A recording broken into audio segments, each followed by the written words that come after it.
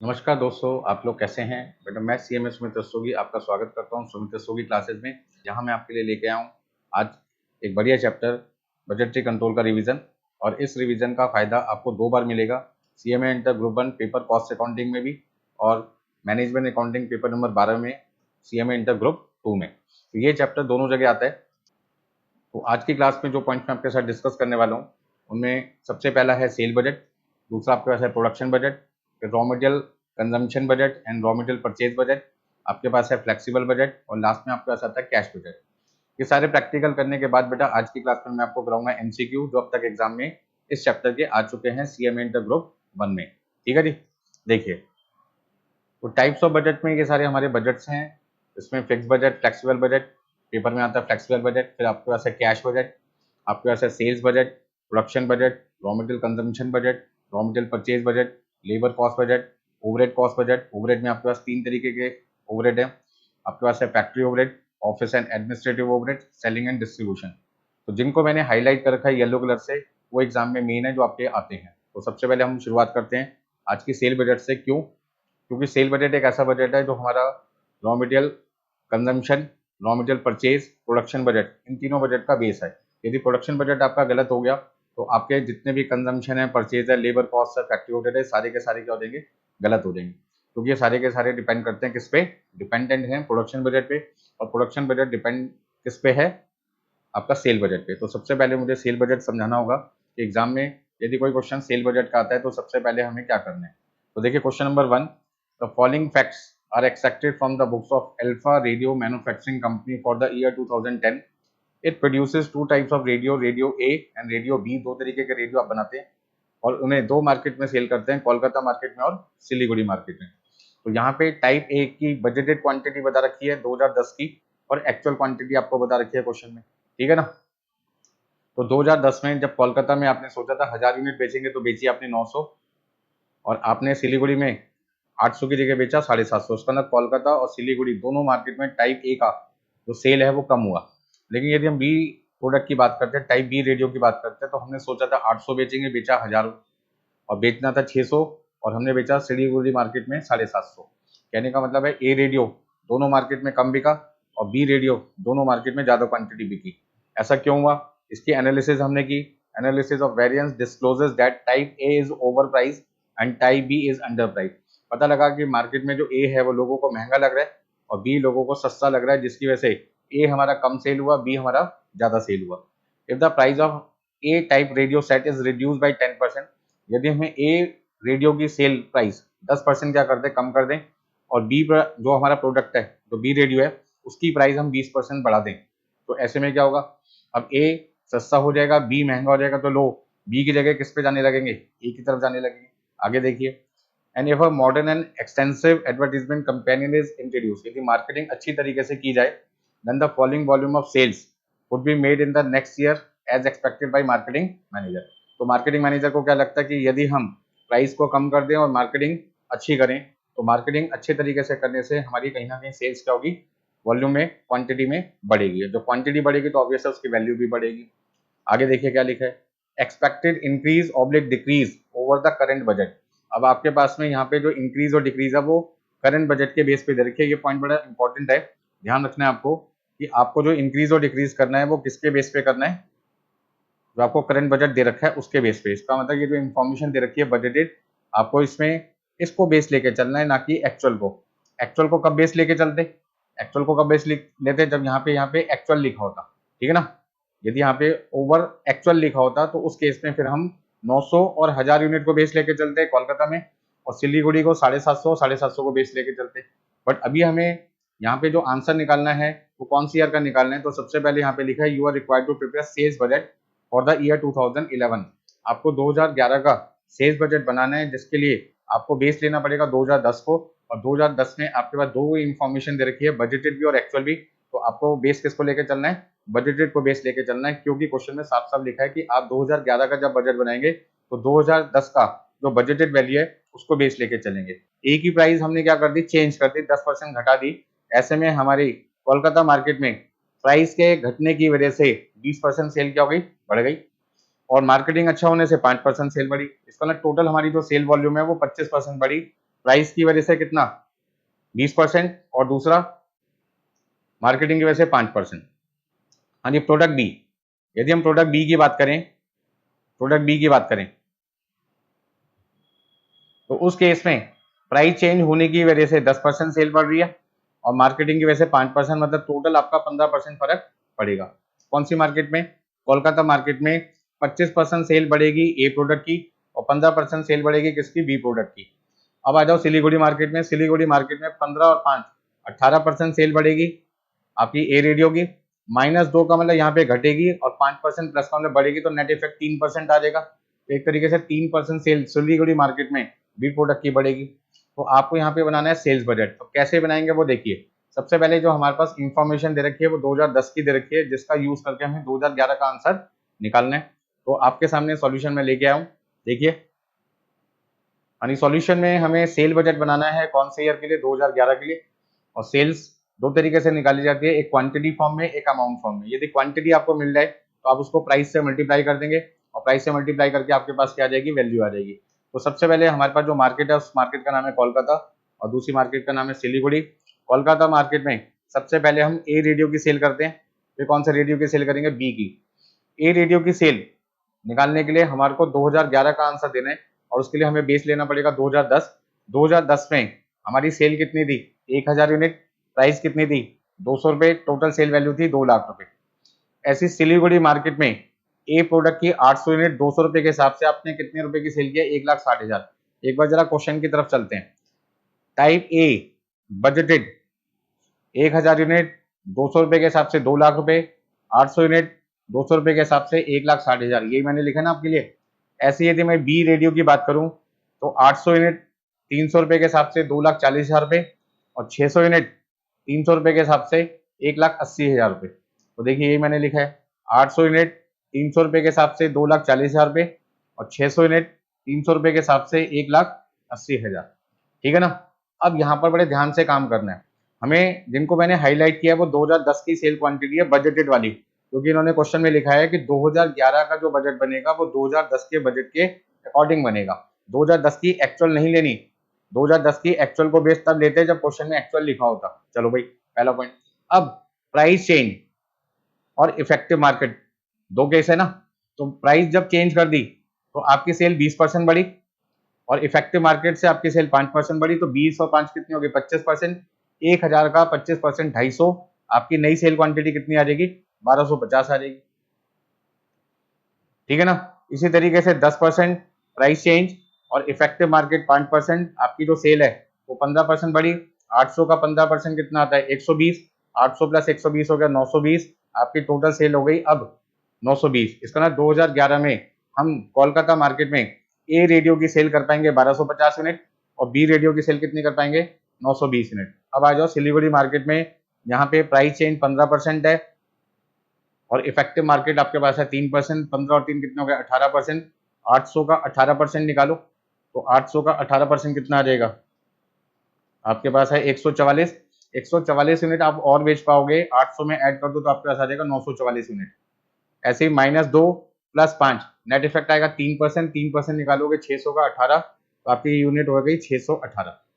अब क्वेश्चन में क्या लिखा है कि कल कोलकाता मार्केट में या सिलीगुड़ी का मार्केट, कोई भी मार्केट हो उससे हमारा कोई लेना देना नहीं है। हमारा जो ए प्रोडक्ट है उसकी प्राइस ओवर प्राइस थी, तो हमने क्या किया? 10% घटा दी। तो उसका ना जो रेडियो 200 रुपए का बिकता था वो 10% 20 रुपए सस्ता हो गया, 180 का बिकेगा। 200 - 20 रुपए 180 रुपए। और जो बी प्रोडक्ट 300 रुपए का बेचते थे वो आपने 20% बढ़ा दिया, तो 300 का 20% कितना हो गया? 60 रुपए। अब वो बिकेगा 360 रुपए का। तो हमने क्या किया? सेलिंग प्राइस 200 में 10% कम किया 180 और यहाँ 300 में 20% जोड़ दिया, कितना आ जाएगा? 360। तो न्यू सेलिंग प्राइस आपका आ जाएगा ए रेडियो का 180 और बी रेडियो का 360 दोनों जगह। अब आपको करना क्या है कि 2011 की सेल वैल्यू निकालनी है। तो 920 को 360 से आपने मल्टीप्लाई किया। 920 को आपने 360 से मल्टीप्लाई किया, 3,31,200 आपके पास आ जाएगा बी रेडियो की सेल। 1250 को 180 से मल्टीप्लाई किया, 2,25,000 पे सेल आ जाएगी ए रेडियो की सेल। कहां पर? कोलकाता मार्केट में। इसी तरीके से यदि सिलीगुड़ी मार्केट की बात की जाए तो 944 यूनिट को 944 यूनिट को 180 से मल्टीप्लाई किया, आपके पास सेल वैल्यू आ जाएगी 1,69,920 और 618 को 360 से मल्टीप्लाई किया तो आपके पास सेल वैल्यू आ जाएगी 2,22,480। तो इस तरीके से हम सेल बजट बनाते हैं। सेल बजट जब भी बनाएंगे आपको ध्यान रखना पड़ेगा, आंसर या तो यूनिट्स में पूछेंगे या अमाउंट में पूछेंगे। यूनिट्स में पूछेंगे तो आपको क्वांटिटी सोल्ड बताना है खाली, और अमाउंट में पूछेंगे तो सेलिंग प्राइस से क्या करना है, मल्टीप्लाई करना है। सेलिंग प्राइस, यदि क्वेश्चन में प्राइस में कोई चेंज नहीं आता तो मैं 200 रुपए और 300 रुपए लेके चलता, लेकिन यहाँ पे ए की सेलिंग प्राइस 10% घट गई, 180 रुपए हो गई, और बी की सेलिंग प्राइस 20% बढ़ गई, 360 हो गई। बात समझ में आ गई सबको? चलिए आगे चलते हैं। नेक्स्ट आपके पास है production budget, very very important for exam. Exam में तीन ही सबसे ज्यादा बजट आते हैं, एक प्रोडक्शन बजट का क्वेश्चन, दूसरा आपके पास में आता है कैश बजट का क्वेश्चन, और तीसरा आपके पास आता है फ्लेक्सिबल बजट। तो प्रोडक्शन बजट समझाने से पहले मुझे सेल बजट क्यों समझाना पड़ा, क्योंकि प्रोडक्शन बजट किस पे बेस्ड होता है, सेल पे। सबसे पहले आपको ये पता लगाना पड़ेगा कि फ्यूचर में हम किस महीने या किस क्वार्टर में कितनी सेल करेंगे। उस सेल को पूरा करने के लिए हम कितना किस क्वार्टर में या कितना किस महीने में बनाएंगे, उसके लिए हमें बनाना पड़ता है प्रोडक्शन बजट।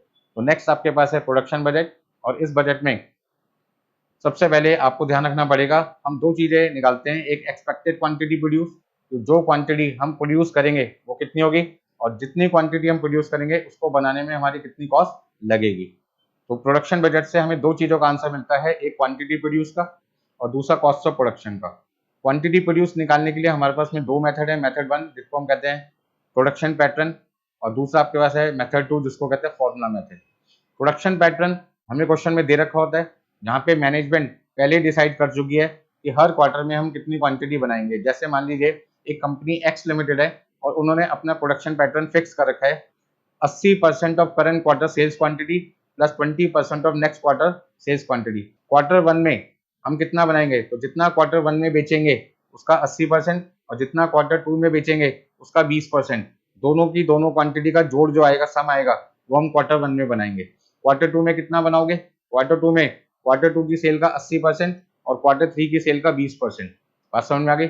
इसका मतलब हम क्या कर रहे हैं, 20% क्वांटिटी जो अगली बार बिकेगी वो हम प्रीवियस क्वार्टर में बना के चल रहे हैं। मतलब क्वार्टर टू में जो क्वांटिटी बिकेगी उसका 20% क्वार्टर वन में बना के चल रहे हैं।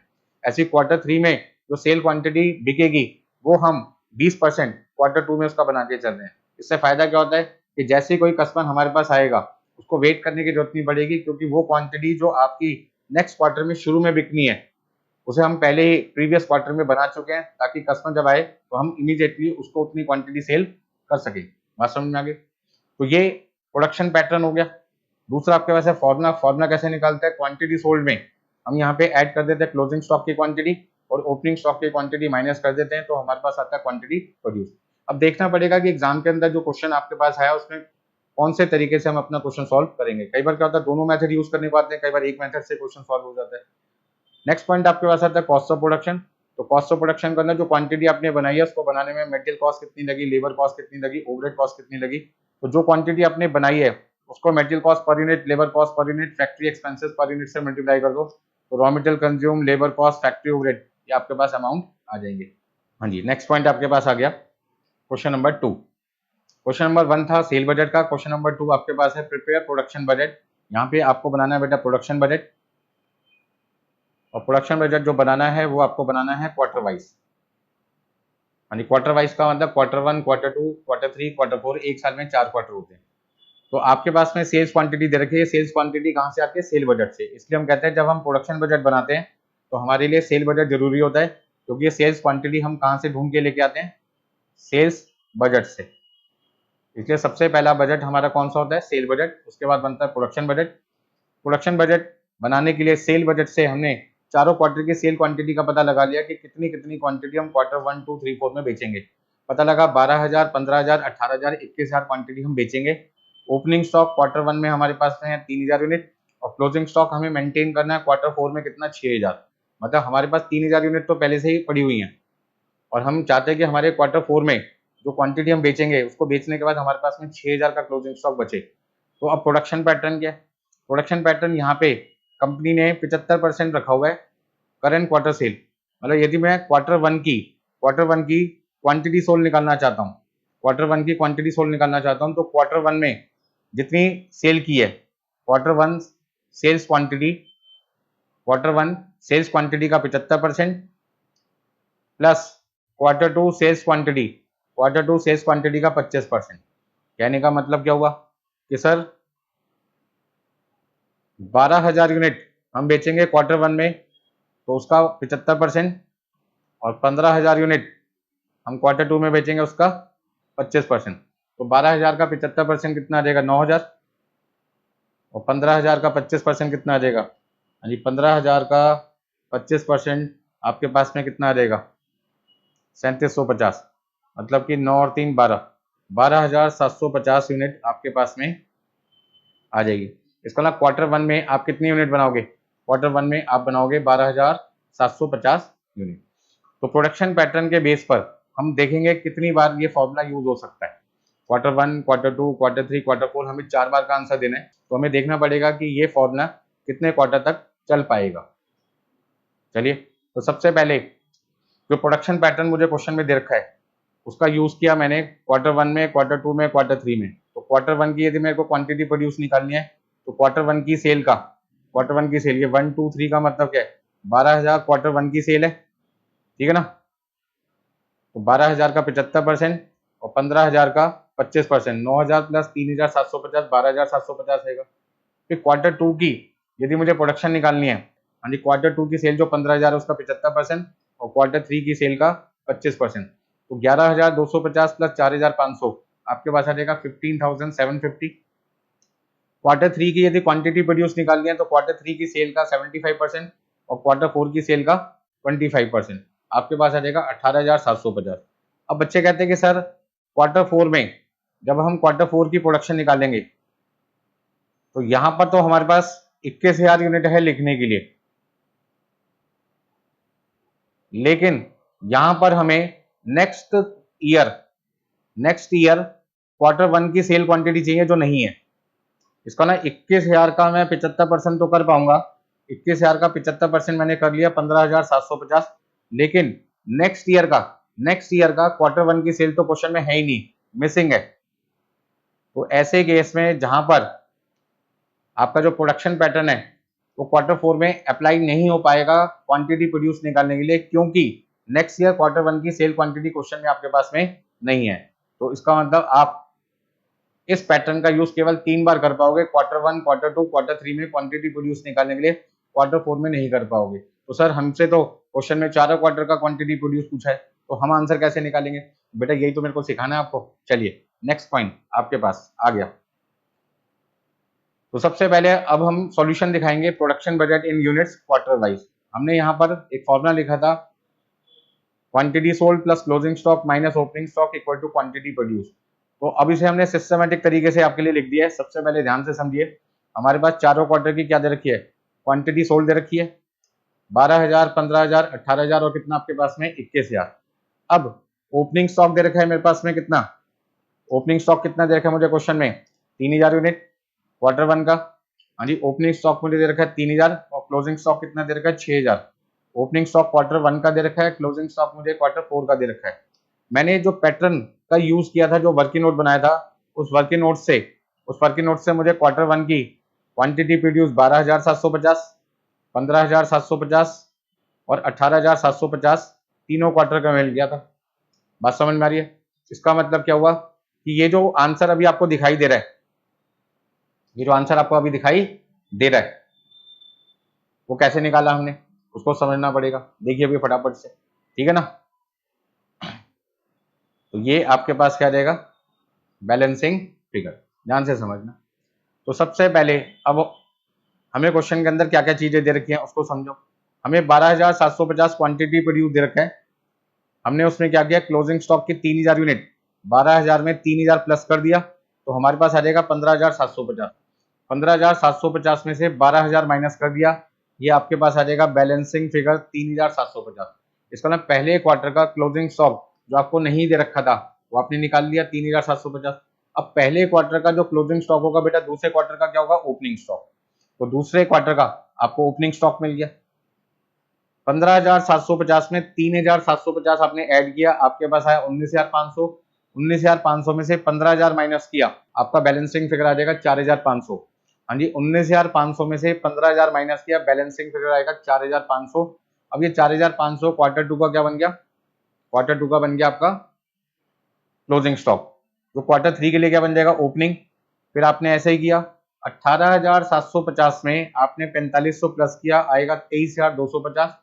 23,250 में से 18,000 माइनस किया, balancing figure closing stock quarter 3 5250 आ जाएगा, जो अगले क्वार्टर का ओपनिंग बनेगा।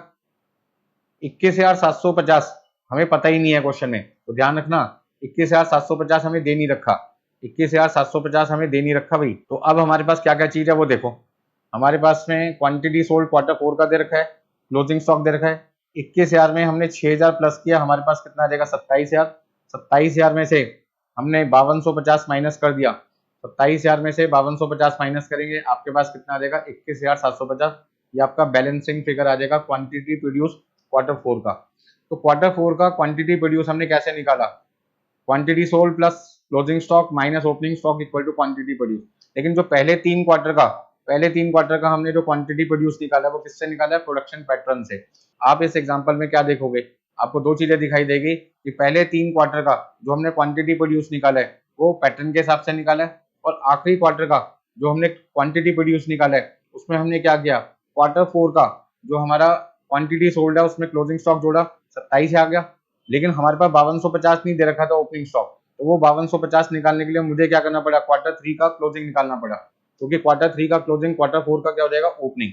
बट इस 5250 को निकालने के लिए मुझे क्या करना पड़ेगा, क्वार्टर 2 क्वार्टर 1 सबका क्लोजिंग स्टॉक निकालना पड़ेगा, तब जाके मेरा क्वेश्चन क्या होगा, सॉल्व होगा। तो ये एग्जाम के लिए वेरी वेरी इंपॉर्टेंट एग्जाम्पल था, एग्जाम्पल 2। चलिए आगे चलते हैं। लेकिन नेक्स्ट आपके पास में आ रहा है raw material consumption budget and raw material purchase budget. Consumption budget आपको ये बताता है कि जो क्वांटिटी आपने प्रोड्यूस किया उसको बनाने के लिए कितने मटेरियल की रिक्वायरमेंट है, और परचेज बजट आपको ये बताता है कि जो क्वांटिटी आपको कंज्यूम करने के लिए चाहिए, फिनिश गुड्स को बनाने के लिए चाहिए, उससे जब आप खरीदोगे तो कितना खरीदोगे और उसके लिए कितना पैसा आपको पे करना पड़ेगा सप्लायर को। तो देखिए सबसे पहले क्वेश्चन नंबर 3,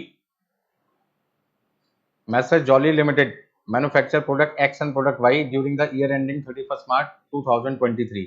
ये एग्जाम के लिए वेरी वेरी इंपॉर्टेंट है, कई बार एग्जाम में आ चुका है। यहाँ पर हम एक्सपेक्ट कर रहे हैं कि जो प्रोडक्ट एक्स है उसकी हम 7500 यूनिट बेचेंगे और वाई की हम 37,500 किलोग्राम सामान बेचेंगे। कितने रुपए के हिसाब से, 60 रुपए के हिसाब से और 32 रुपए के हिसाब से। The direct material ABC are mix in the proportion 4:4:2 in the manufacture of product X. मतलब एक्स को बनाने के लिए जो हमें तीन मटेरियल चाहिए ABC, वो 4:4:2 की रेशो में चाहिए, जबकि वाई प्रोडक्ट को बनाने के लिए जो ABC मटेरियल चाहिए वो 3:5:2 की रेशो में चाहिए। The actual and budget inventory for the year R S follow. आपके पास ओपनिंग स्टॉक दे रखा है, साथ में आपको क्या दे रखा है, क्लोजिंग स्टॉक एक्सपेक्टेड, और साथ में प्राइस बता रखी है ABC मटेरियल की 10 रुपए, 8 रुपए, 6 रुपए। तो material A, material B, material C का जो ओपनिंग स्टॉक है वो 3000 किलोग्राम, 2500 किलोग्राम और कितना है 16,000 किलोग्राम है, जबकि क्लोजिंग स्टॉक 2400 किलोग्राम, 5800 किलोग्राम और 17,300 किलोग्राम है। अब यदि मैं प्रोडक्ट एक्स और वाई की बात करूं तो ध्यान रखना ये तो मेरे मटेरियल है और ये मेरा फिनिश गुड्स है। तो एक्स और वाई मेरा क्या है, प्रोडक्ट है जिसको मुझे बनाना है। 1500 और 3000 मेरा ओपनिंग स्टॉक है और 2000 और 3500 मेरा क्या है, क्लोजिंग स्टॉक है। रिक्वायर्ड में आपसे पूछा है प्रिपेयर प्रोडक्शन बजट। सबसे पहले आपको क्या बनाना है, प्रोडक्शन बजट। प्रोडक्शन बजट कैसे बनता है, क्वांटिटी सोल्ड में क्लोजिंग स्टॉक ऐड कर दो, ओपनिंग स्टॉक क्या कर दो, माइनस कर दो, तो आपके पास क्या आ जाएगा, क्वांटिटी प्रोड्यूस आ जाएगा। इसका मतलब जो प्रोडक्ट एक्स और प्रोडक्ट वाई है इसमें क्वांटिटी सोल्ड कितनी है मेरे पास में 7500, हाँ जी 7500 किलोग्राम, और मेरे पास में है 37,500 किलोग्राम। हाँ जी 7500 और 37,500 में हम प्लस कर देंगे क्लोजिंग स्टॉक 2000 और कितना 3500, और ओपनिंग स्टॉक 1500 और 3000 क्या कर देंगे, माइनस कर देंगे, तो हमारे पास क्या आ जाएगा, क्वांटिटी प्रोड्यूस आ जाएगा। तो देखिए सबसे पहले सॉल्यूशन नंबर 1 हमने क्या किया, प्रोडक्शन बजट बनाना है। इसमें पहला आंसर यानी क्वांटिटी सोल्ड आपके पास है 7,500 और 37,500, जिसमें हमने क्लोजिंग स्टॉक 2000 और 3500 प्लस कर दिया, और ओपनिंग स्टॉक 1500 और 3000 क्या कर दिया, माइनस। तो हमारे पास में आंसर आ जाएगा 8,000 किलोग्राम और 38,000 किलोग्राम, क्योंकि सारी चीजें क्वेश्चन में क्या दे रखी है, किलोग्राम में दे रखी है। अब क्वेश्चन में क्वांटिटी जो आपने प्रोड्यूस किया वो 8,000 किलोग्राम है और 38,000 किलोग्राम है। अब हमें क्वेश्चन में क्या चाहिए, हमें चाहिए कि जो क्वांटिटी हम प्रोड्यूस कर रहे हैं 8,000 किलोग्राम और 38,000 किलोग्राम, इसमें ABC मटेरियल हमारा कितना कितना लगना है। तो 8,000 किलोग्राम जो हम एक्स प्रोडक्ट बना रहे हैं उसमें A मटेरियल, B मटेरियल और C मटेरियल हमें 4:2 की रेशियो में चाहिए। तो 8000 को, ये जो 8000 किलोग्राम है आपके सामने, वैसे मैंने लिखा हुआ है, लिखने की जरूरत नहीं अलग से। 8000 किलोग्राम को 4:2 की रेशियो में क्या कर दो, बांट दो। तो 3200 1600 किलोग्राम आ जाएगा। इसी तरीके से जो 38,000 किलोग्राम प्रोडक्ट वाई का आपको प्रोड्यूस करना है, उसे बनाने में जो मटेरियल ए बी सी चाहिए, उसकी रेशियो कितनी है आपके पास में, 3:5:2, 11,400, 19,000, 7,600। इस तरीके से हमें ए मटेरियल की टोटल रिक्वायरमेंट कितनी है, एक्स को बनाने में 3200 किलोग्राम, वाई को बनाने में 11,400, टोटल हमें मटेरियल कितना चाहिए, 14,600 किलोग्राम। तो रॉ मटेरियल कंज्यूम हमें कितना चाहिए, 14,600 किलोग्राम चाहिए। ए मटेरियल बी चाहिए 22,200 किलोग्राम, सी चाहिए 9,200 किलोग्राम। और टोटल मटेरियल की हमारी जो रिक्वायरमेंट है 8,000 और 38,000 कितना आ जाएगा, 46,000, 46,000। अब रॉ मटेरियल कंज्यूम हमारे पास आ गया, हमें चाहिए रॉ मटेरियल परचेज। तो हमें क्या करना पड़ेगा, हमें क्या करना पड़ेगा, आप सबको पता है कि यदि मुझे रॉ मटेरियल परचेज निकालना है और मुझे रॉ मटेरियल कंज्यूम दे रखा है, तो इसमें closing stock of raw material क्या कर देंगे, हम प्लस कर देंगे, और opening stock of raw material क्या कर देंगे, माइनस। तो हमारे पास क्या आ जाएगा, रॉ मटेरियल परचेज आ जाएगा। अब ध्यान रखना, यदि ये रॉ मटेरियल कंज्यूम किलोग्राम में है तो ये दोनों भी किस में होंगे, किलोग्राम में। बेस सेम होगा तो परचेज भी किस में आ जाएगा, किलोग्राम में। तो रॉ मटेरियल कंज्यूम से रॉ मटेरियल परचेज पे जाने के लिए मुझे क्या करना पड़ेगा, क्लोजिंग स्टॉक और ओपनिंग स्टॉक की एडजस्टमेंट करनी पड़ेगी। जो हमें क्वेश्चन में दे रखा है 3,000, 2,500, 16,000। 3,000, 2,500, 16,000 ओपनिंग स्टॉक है, ये माइनस करेंगे। 2,400, 5,800, 17,300 जो क्लोजिंग स्टॉक है उसको आप क्या कर दोगे, प्लस कर दोगे। तो हमने यहाँ पे क्या किया, क्लोजिंग स्टॉक 2,400, 5,800, 17,300 प्लस कर दिया। 3,000, 2,500, 16,000, 3,000, ठीक है ना, 2,500, 16,000 हमने माइनस कर दिया। तो हमारे पास में रॉ मटेरियल परचेज कितना आ जाएगा, 14,000, 25,500 और 10,500, मतलब 14,000 आपको ए मटेरियल परचेज करना है, 25,500 बी मटेरियल परचेज करना है, 10,500 आपको सी मटेरियल परचेज करना है। अब मटेरियल का जो रेट है वो 10 रुपये, 8 रुपये, 6 रुपये है। तो 10 रुपये से, 8 रुपये से और 6 रुपये से हमने मल्टीप्लाई कर दिया क्वांटिटी परचेज को। तो क्वांटिटी परचेज की कॉस्ट आ जाएगी, तो आपके पास आ जाएगा 1,40,000 रुपये, 2,04,000, 63,000। और इस तरीके से टोटल रॉ मटेरियल परचेज की जो वैल्यू आएगी तीनों मटेरियल की वो आ जाएगी 4,07,000। Question number 4, from the following information prepare production budget for ABC limited assuming that. बहुत अच्छा क्वेश्चन है एग्जाम के लिए। There is no loss in production, ठीक है ना, यदि कोई लॉस ना हो तो हम कैसे क्वेश्चन को सॉल्व करेंगे। There is a normal loss of 5% and 10% for product X and Y respectively. अब देखिए क्वेश्चन नंबर 4 में हमें क्या बनाना है, प्रोडक्शन बजट। तो प्रोडक्शन बजट में हमारे पास में सबसे पहले इंफॉर्मेशन दे रखी है एक्स और वाई प्रोडक्ट की। आपके पास में दो प्रोडक्ट हैं जिसमें सेल बजट आपके पास में 3 डिवीजन है, डिवीजन 1, डिवीजन 2 और डिवीजन 3। तीनों डिवीजन की आपकी जो एक्स प्रोडक्ट की सेल है वो 7,500 यूनिट है और वाई प्रोडक्ट की जो सेल है वो 9,250 यूनिट है। ओपनिंग स्टॉक एक्स का 1,500 यूनिट है, वाई का 2,000 है। Closing stock 10% more than the opening stock, मतलब यदि ओपनिंग 1,500 है तो क्लोजिंग स्टॉक कितना होगा भाई, 1,500 का 10%, 150 ऐड कर दो, 1,650 आ जाएगा। और यहाँ पे 2,000 प्लस 10% आपके पास आ जाएगा 2,200। तो इसका मतलब क्या हुआ, यदि मैं क्वांटिटी सोल्ड में क्लोजिंग स्टॉक प्लस कर दूं, ओपनिंग स्टॉक माइनस कर दूं, भाई मुझे क्या निकालना है, क्वांटिटी प्रोड्यूस निकालना है। फॉर्मूला क्या होता है, quantity sold plus closing stock minus opening stock. तो 7,500 में 1,650 मुझे प्लस करना है और 1,500 मुझे क्या करना है, माइनस करना है। मतलब 150 मुझे एक तरीके से प्लस करना है, 7,650 आ जाएगा। ऐसे 9,250 में 2,200 प्लस करना है, 2,000 माइनस करना है, मतलब 200 प्लस करना है, आपका आ जाएगा 9,450। बट क्वेश्चन में यहाँ पे दो केस आ गए। पहला केस है कोई लॉस नहीं है, तो जो आंसर मैंने अभी आपके लिए निकाल के दिया वही आंसर माना जाएगा, क्योंकि कोई भी नुकसान नहीं है। जितनी क्वांटिटी आपने प्रोड्यूस की है उसमें आपको कोई लॉस नहीं हुआ। तो सबसे पहले देखिए solution, computation of closing stock of finish goods, जिसमें ओपनिंग स्टॉक जो भी आपके पास दे रखा है उसका 10% बढ़ा देंगे तो आपके पास क्या आ जाएगा, क्लोजिंग स्टॉक। तो 1,500 का 10% 150 प्लस किया, आपके पास आ जाएगा 1,650। ऐसे 2,000 का 10% 200 प्लस किया, आपके पास कितना आ जाएगा, 2,200। अब हमें पहला आंसर देना है जिसमें कोई लॉस नहीं हुआ। फॉर्मूला आपको पता ही है, quantity sold plus closing stock minus opening stock equal to quantity produce. तो हमने क्या किया, तीनों जो डिवीजन थे, तीनों डिवीजन की तो सेल क्वांटिटी थी 7,500 और 9,250, वो लिखा जो हमें क्वेश्चन में गिवन है। हाँ जी, ओपनिंग स्टॉक हमें क्वेश्चन में गिवन है, क्लोजिंग स्टॉक हमने वर्किंग नोट से निकाल लिया। तो 7,500 में 1,650 प्लस किया 9,150 और उसमें से ओपनिंग स्टॉक 1,500 माइनस किया तो बैलेंसिंग फिगर आ जाएगा 7,650 और दूसरा आपके पास आ जाएगा 9,450। इस तरीके से यदि कोई प्रोडक्शन में नुकसान नहीं हुआ, मतलब जितना बनाया वो बिल्कुल सही है, कोई लॉस नहीं हुआ, तो इसका मतलब क्या हुआ कि आपकी जो गुड क्वांटिटी है, हम कस्टमर को जो क्वांटिटी बेचेंगे वो तो कौन सी क्वांटिटी होनी चाहिए, गुड क्वांटिटी होनी चाहिए। तो आप यहाँ पे क्या निकालना चाहते हैं, गुड क्वांटिटी प्रोड्यूस, ठीक है जी। लेकिन यदि लॉस नहीं है तो इसका ना जितना बनाया सारा का सारा सही है। अब यदि क्वेश्चन में लॉस आ जाए तो हम कस्टमर को जो क्वांटिटी बेचेंगे वो तो हम गुड क्वांटिटी बनाकर बेचेंगे, लेकिन बनाएंगे थोड़ा सा ज्यादा क्योंकि उसमें कुछ लॉस हो जाएगा। तो दूसरा केस क्या है, यदि कोई लॉस आ जाए तो उस केस में आपकी क्वांटिटी ज्यादा बनेगी और जितनी क्वांटिटी डिफेक्टिव होगी, खराब होगी, उसको माइनस कर देंगे तो बची हुई क्वांटिटी क्या आ जाएगी, गुड क्वांटिटी आ जाएगी। तो सबसे पहले इस फॉर्मूले से जो हमने क्वांटिटी निकाली है वो कौन सी क्वांटिटी है, गुड क्वांटिटी, ठीक है ना। यदि लॉस है या लॉस नहीं है, दोनों केस में सबसे पहले हम यहाँ पे निकालेंगे गुड क्वांटिटी प्रोड्यूस, ठीक है जी। पहला आंसर आ चुका। अब दूसरा पार्ट देखिए, ये कहते हैं जो एक्स प्रोडक्ट है वहां पे आपका 5% का लॉस है और जो वाई प्रोडक्ट है वहां पे 10% का लॉस है। इसका ना 7650 जो आपकी गुड क्वांटिटी है ये 5% लॉस होने के बाद है, मतलब ये 95% को रिप्रेजेंट करता है। 7650 वो क्वांटिटी है जो सही है, और सही यूनिट कब आती है, टोटल में से खराब यूनिट माइनस करने के बाद। अब इसको ऐसे समझो, टोटल क्वांटिटी प्रोड्यूस में से यदि मैं डिफेक्टिव क्वांटिटी माइनस कर दूंगा तो मेरे पास आ जाएगा गुड क्वांटिटी प्रोड्यूस। अब यदि टोटल मान लीजिए 100 यूनिट है, 5% मेरा लॉस हो गया, 100 यूनिट का 5% 5, तो मेरे पास में बचा कितना, 95। इसमें गुड क्वांटिटी 5% लॉस होने के बाद मेरे पास 95 बचेगा 100 में से, तो 95 100 का कितना हुआ, 95 100 का कितना हुआ, 95%। तो मैं कह सकता हूं कि good quantity produce x product के केस में 95% है। तो 7650 मेरा 95% है, तो 100% कितना आएगा, 7650 को मैंने 95% से डिवाइड कर दिया और मेरा आंसर आ जाएगा 8053 यूनिट।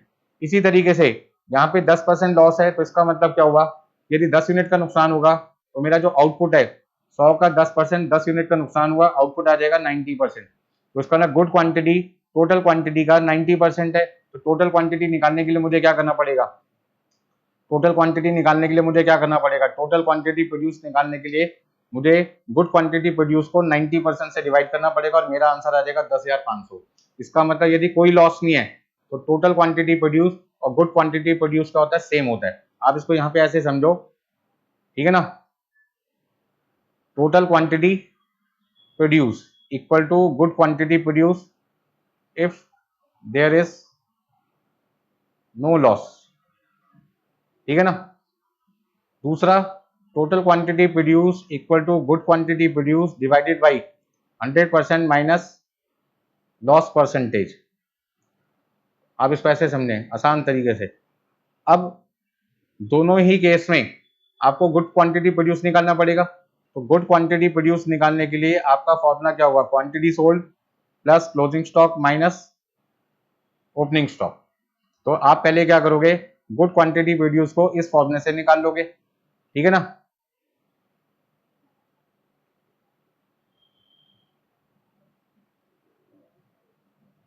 अब x% कुछ भी हो सकता है, 5% भी हो सकता है, आपका 10% भी हो सकता है, 25% भी हो सकता है, कुछ भी हो सकता है, ठीक है ना। सिंपल सा कॉन्सेप्ट है और आपका इस कॉन्सेप्ट के बेस पे क्वेश्चन नंबर 4 क्या होता है, खत्म होता है, ठीक है जी। तो अभी हमने क्या किया, सेल बजट का क्वेश्चन किया, प्रोडक्शन बजट का क्वेश्चन किया, raw material consumption budget, purchase budget, और एक ऐसा क्वेश्चन भी किया प्रोडक्शन बजट का जहां पर लॉस होगा तो क्या करना है, लॉस नहीं होगा तो क्या करना है। चलिए आगे देखते हैं।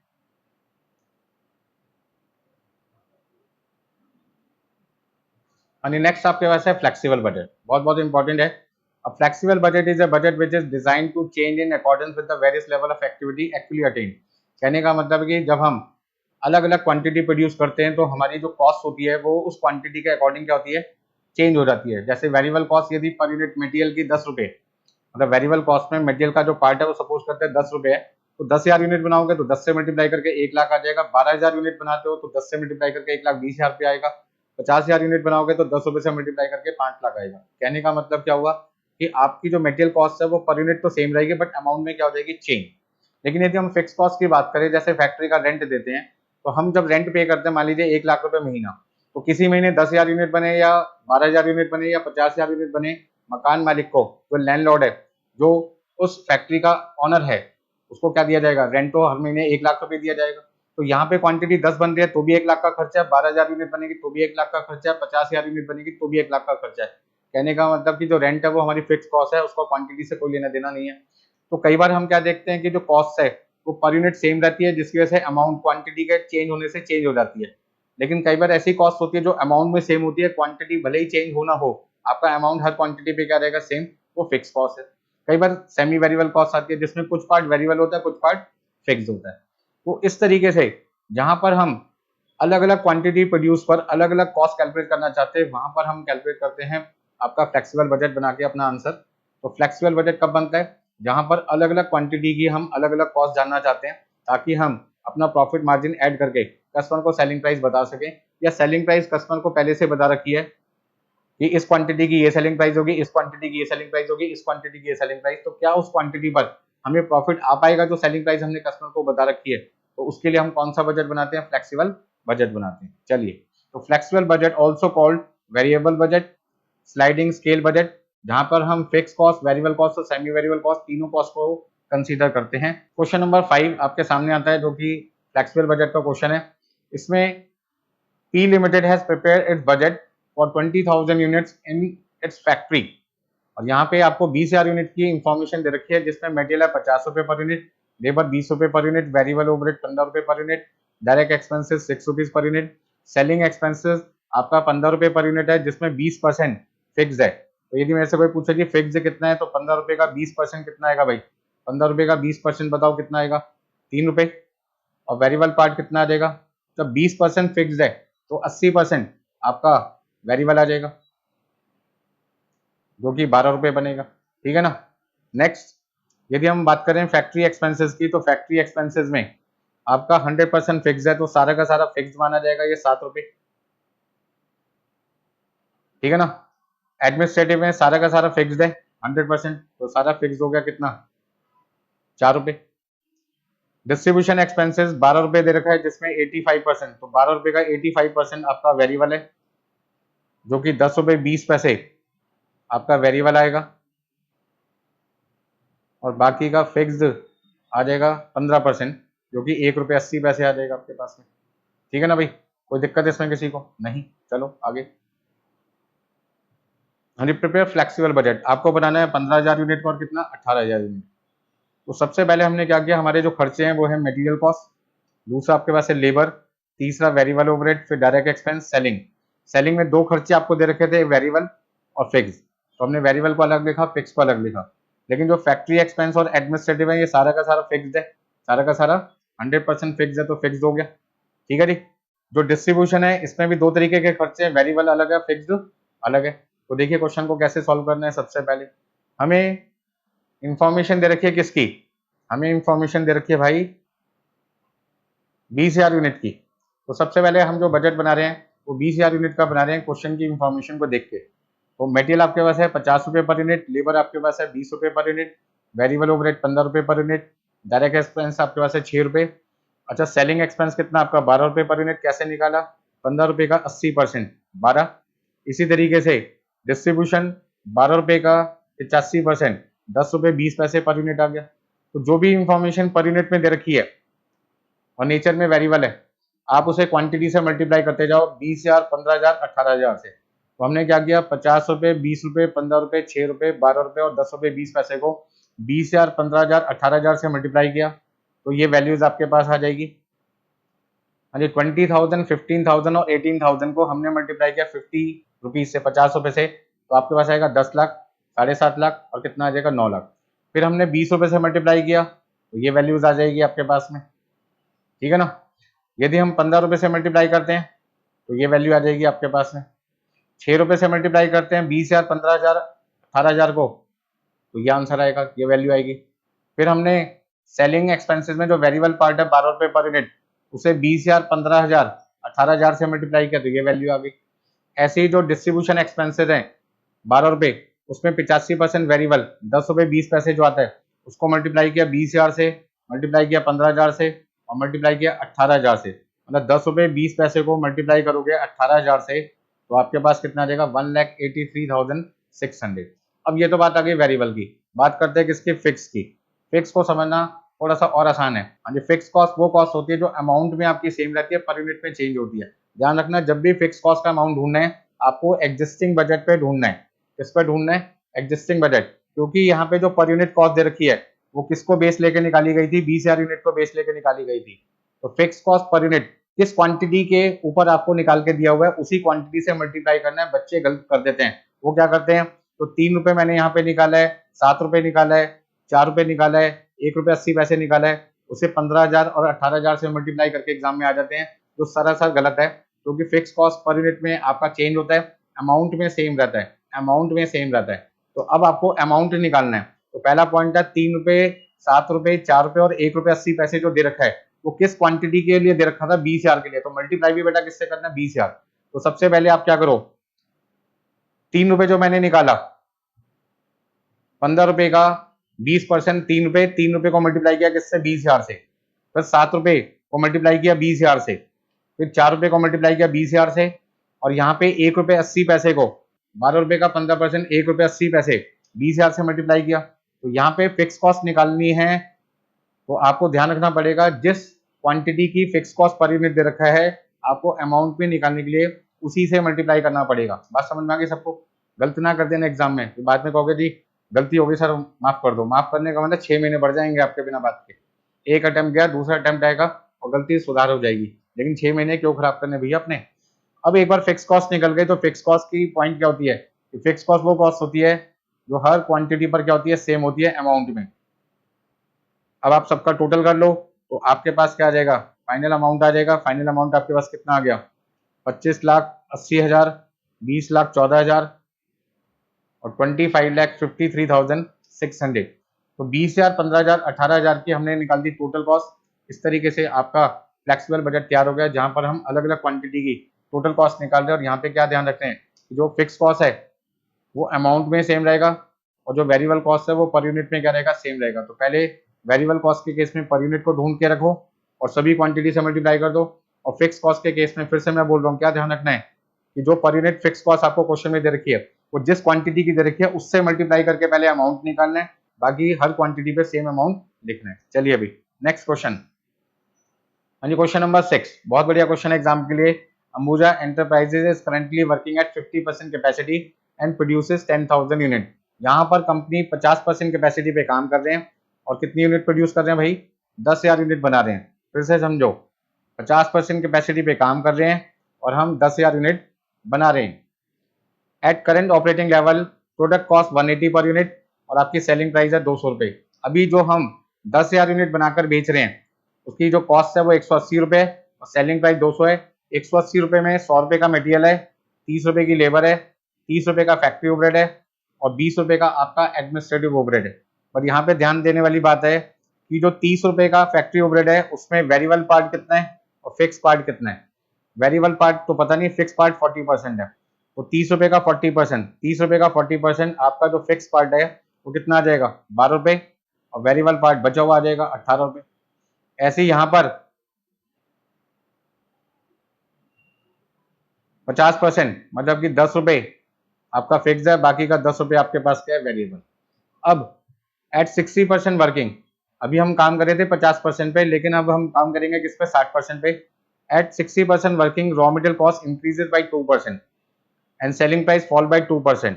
Eight 80% working raw material cost increases by 5% and selling price fall by 5%.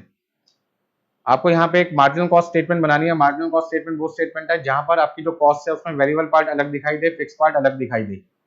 Estimated profit of the business when it operates at 60% and 80% capacity. यदि हम 60% और 80% कैपेसिटी पे काम करते हैं तो बताइए हमारा प्रॉफिट कितना होगा। लेकिन उस प्रॉफिट को दिखाते टाइम हमारा जो फॉर्मेट होगा वो मार्जिनल कॉस्टिंग के हिसाब से होगा। मार्जिनल कॉस्टिंग के अंदर वो कॉस्ट को हम दो पार्ट में डिवाइड करते हैं। Under marginal costing total cost is divided into two category, fix cost and variable cost. तो सबसे पहले इस क्वेश्चन में आपकी 50% कैपेसिटी है, 60% कैपेसिटी है और आपके पास में कितनी है, हाँ जी 50%, 60% एंड 80%, तीन तरीके की कैपेसिटी है। अब 50% कैपेसिटी पर आपकी जो क्वांटिटी है वो कितनी है भाई, वो क्वांटिटी आपको दे रखी है 10,000 यूनिट। तो 10,000 यूनिट आपकी 50% पे है तो 60% पे कितनी होगी, तो 60% पे निकालने के लिए 50 से डिवाइड करो और 60 से मल्टीप्लाई करो, तो आपके पास आ जाएगा 12,000 यूनिट। ठीक है जी। ऐसे यदि हम 80% पे निकालना चाहते हैं तो 80% पे निकालने के लिए हमें क्या करना पड़ेगा, 10,000 जो 50% पे है उसे 50 से डिवाइड करो, 80% से मल्टीप्लाई करो, तो आपके पास आ जाएगा 16,000 यूनिट। तो यदि कोई आपसे पूछे कि आप 50% कैपेसिटी पे कितनी क्वांटिटी बनाएंगे, तो आप कहोगे सर 10,000, 60% पे 12,000 और 80% पे कितना बनाओगे, 16,000। पॉइंट नंबर 1 ये था समझने में। पॉइंट नंबर 2, जो आपकी मटेरियल कॉस्ट है वो 100 रुपए थी, 60% कैपेसिटी पे आपकी 2% बढ़ेगी, मतलब मटेरियल का प्राइस 102 रुपये हो जाएगा। और 80% कैपेसिटी पे ये 16,000 यूनिट बनाकर बेचोगे तो सप्लायर आपको जो मटेरियल है वो 105 रुपये पर यूनिट के हिसाब से देगा। और दूसरी तरफ जो सेलिंग प्राइस पर यूनिट आपकी पहले 200 रुपये पर यूनिट चल रही थी, 60% कैपेसिटी पे 2% कम हो जाएगी, तो 200 रुपये का 2% 4 रुपये 196 हो जाएगी। और यहाँ 200 रुपये का 5% 10 रुपये कम हो जाएगा, मतलब कि 190 रुपये हो जाएगा। ठीक है जी। बाकी सारी चीजें आपकी क्या रहेंगे, सेम रहेगी, उसमें कोई बदलाव नहीं है, जो आपका वेरिएबल पार्ट है। ठीक है जी। अब देखो क्वेश्चन को कैसे सॉल्व करना है। मटेरियल निकालने के लिए 10,000 को मल्टीप्लाई करेंगे 100 से, 12,000 को मल्टीप्लाई करेंगे 102 से और 16,000 को मल्टीप्लाई करेंगे 105 से। ठीक है जी। ऐसे ही सेल वैल्यू निकालने के लिए हमें क्या करना पड़ेगा, सेल वैल्यू निकालने के लिए हम क्या करेंगे, 10,000 को मल्टीप्लाई करेंगे 200 से, 12,000 को मल्टीप्लाई करेंगे 196 से और 16,000 को मल्टीप्लाई करेंगे 190 से। तो आपके पास क्या आ जाएगा, मटेरियल कॉस्ट भी आ जाएगी और सेल वैल्यू भी आ जाएगी। तो यही सारी चीजें अब हमारे को सिस्टमेटिक तरीके से दिखाना है। सबसे पहले हमारा जो सॉल्यूशन है उसमें हमने क्या किया, 10,000 यूनिट, 12,000 यूनिट, 16,000 यूनिट कैसे निकाली वो मैंने अभी आपको वर्किंग नोट में सिखाया था। ठीक है ना। तो सेलिंग प्राइस 200, 196 और 190 कैसे आया था वो यहाँ पे भी लिखी है, वर्किंग नोट में भी सिखाया था। अब 10,000 को 200 से मल्टीप्लाई किया, 12,000 को 196 से और 16,000 को 190 से मल्टीप्लाई किया, तो आपका सेल वैल्यू आ गई 20 लाख, 23 लाख 52,000 और 30 लाख 40,000। मटेरियल का जो रेट आपने निकाला था वहां पे कितना निकाला था, इंक्रीज बाई 2% है। 10,000 को 100 से मल्टीप्लाई किया 10 लाख, 12,000 को 102 से मल्टीप्लाई किया 12 लाख 24,000, 16,000 को हमने 105 से मल्टीप्लाई किया 16 लाख 80,000। हाँ जी, वेटेज आ जाएगा 30 रुपये पर यूनिट के हिसाब से 3 लाख, 3 लाख 60,000, 4 लाख 80,000। वेरिएबल ओवरहेड में आपको ध्यान रखना है 30 रुपये में 18 रुपये आपके पास में है वेरिएबल। ठीक है ना, फैक्ट्री का। और एडमिनिस्ट्रेटिव का वेरिएबल कितना है, 10 रुपये, क्योंकि इन्होंने मार्जिनल कॉस्टिंग टेक्निक का यूज करने के लिए बोला है। तो मार्जिनल कॉस्टिंग टेक्निक के हिसाब से हमें क्या करना पड़ेगा, सारी वेरिएबल कॉस्ट एक तरफ लेनी पड़ेगी। तो हमने क्या किया, जो फैक्ट्री ओवरहेड है उसमें वेरिएबल पार्ट 18 रुपये है, एडमिनिस्ट्रेटिव में वेरिएबल पार्ट 10 रुपये है। दोनों को मल्टीप्लाई किया 18 और 10 को किससे, एक बार 10,000 यूनिट से, एक बार 12,000 यूनिट से, एक बार 16,000 से। जब 18 से मल्टीप्लाई किया 10,000 को 1,80,000, 12,000 से मल्टीप्लाई किया 2,16,000, 16,000 से मल्टीप्लाई किया 2,88,000। इस तरीके से आपके पास में वेरिएबल फैक्ट्री ओवरहेड आ जाएगा 18 रुपये पर यूनिट से मल्टीप्लाई करके।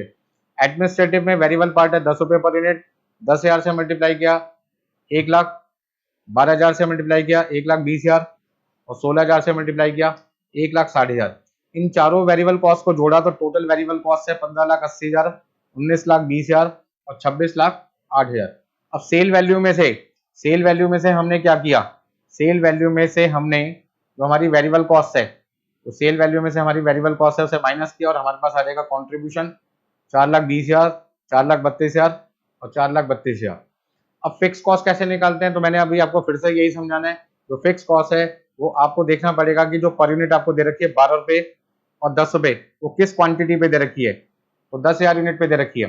तो पहले 12 रुपये और 10 रुपये को 10,000 से मल्टीप्लाई करो, आपके पास आएगा 1,20,000 और 1 लाख। एक बार फिक्स कॉस्ट निकल गई तो क्वांटिटी चाहे आपकी 12,000 हो या 16,000, अमाउंट आपका क्या रहेगा, सेम रहेगा। मैंने आपको अभी फिर से यही रिपीट कर रहा हूँ कि एक बार फिक्स कॉस्ट निकल जाए तो वो आगे की हर क्वांटिटी पर क्या रहेगी, सेम।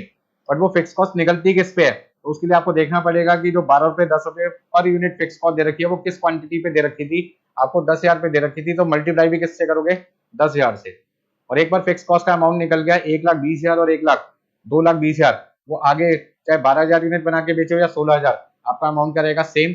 और इस तरीके से आपका जो कॉन्ट्रीब्यूशन है उसमें से यदि मैं फिक्स कॉस्ट माइनस कर दूं, कॉन्ट्रीब्यूशन में से 2,20,000 माइनस कर दो फिक्स कॉस्ट के, तो पहले केस में प्रॉफिट आएगा 2 लाख, दूसरे केस में 2,12,000 और तीसरे केस में भी कितना 2,12,000। तो आपसे 60% कैपेसिटी और 80% कैपेसिटी का प्रॉफिट पूछा था, तो मेरा आंसर आ जाएगा 2,12,000, 2,12,000। हाँ जी, कोई दिक्कत इसमें किसी को? और नेक्स्ट आपके पास है कैश बजट। कैश बजट आपको क्या बताता है? कैश बजट आपको बताता है कि फ्यूचर में आपके पास किस महीने कितना कैश अवेलेबल होगा, ये आप जानना चाहते हैं, तो आपको बनाना पड़ेगा कैश बजट। और इसके बनाने का फायदा क्या है कि फ्यूचर में यदि किसी महीने आपकी रिक्वायरमेंट से ज्यादा आपके पास कैश अवेलेबल है, तो आप उस पैसे को इन्वेस्ट कर सकते हैं ताकि आप उस पैसे पे इंटरेस्ट कमा सकें।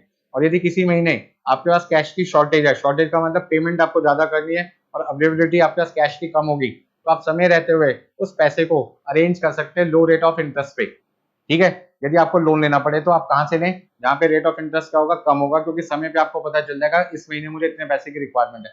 या हो सकता है कोई ऑब्सोलीट फिक्स्ड एसेट को आप बेच दो, तो आपके पास उस महीने जो कैश की कमी होगी आप उसे क्या कर सकते हो, पूरा कर सकते हो। तो सबसे पहले देखिए क्वेश्चन नंबर 7 जो मैं आपके लिए लेके आऊँ कैश बजट का, ठीक है ना। हाँ जी, following are the summarise revenue and expenditure figures of Sarathi limited for the month of March August 2022। मतलब मार्च से लेके अगस्त तक, मार्च, अप्रैल, मई, जून, जुलाई, अगस्त, 6 महीने की आपको रेवेन्यू और एक्सपेंडिचर की जानकारी दे रखी है। रेवेन्यू का मतलब सेल दे रखी है, एक्सपेंडिचर का मतलब परचेजेस, वेजेस, एक्सपेंसेस की जानकारी आपको दे रखी है। तो following further information is available. 10% purchases and sales are on cash basis. ये कहता है 10% जो आपने परचेज किया है वो कैश में किया है, ठीक है ना, और जो सेल है वो भी 10% क्या कैश में। तो बाकी का 90% क्या हो गया, क्रेडिट हो गया। आगे क्या लिखा हुआ है, advance payment of income tax in August 2022 2,20,000। मतलब अगस्त के महीने में आपको एडवांस टैक्स देना पड़ेगा 2,20,000 रुपए। इसका मतलब आपके पास से 2,20,000 रुपए जाएंगे। प्लांट आप खरीदोगे जून 2022 में 1 लाख रुपए का, तो उसका मतलब प्लांट को खरीदने के लिए जून के महीने में आपको 1 लाख रुपए की जरूरत होगी। टाइम लैग का मतलब पैसा देने में डिले करना, डिले। टाइम लैग का मतलब डिले।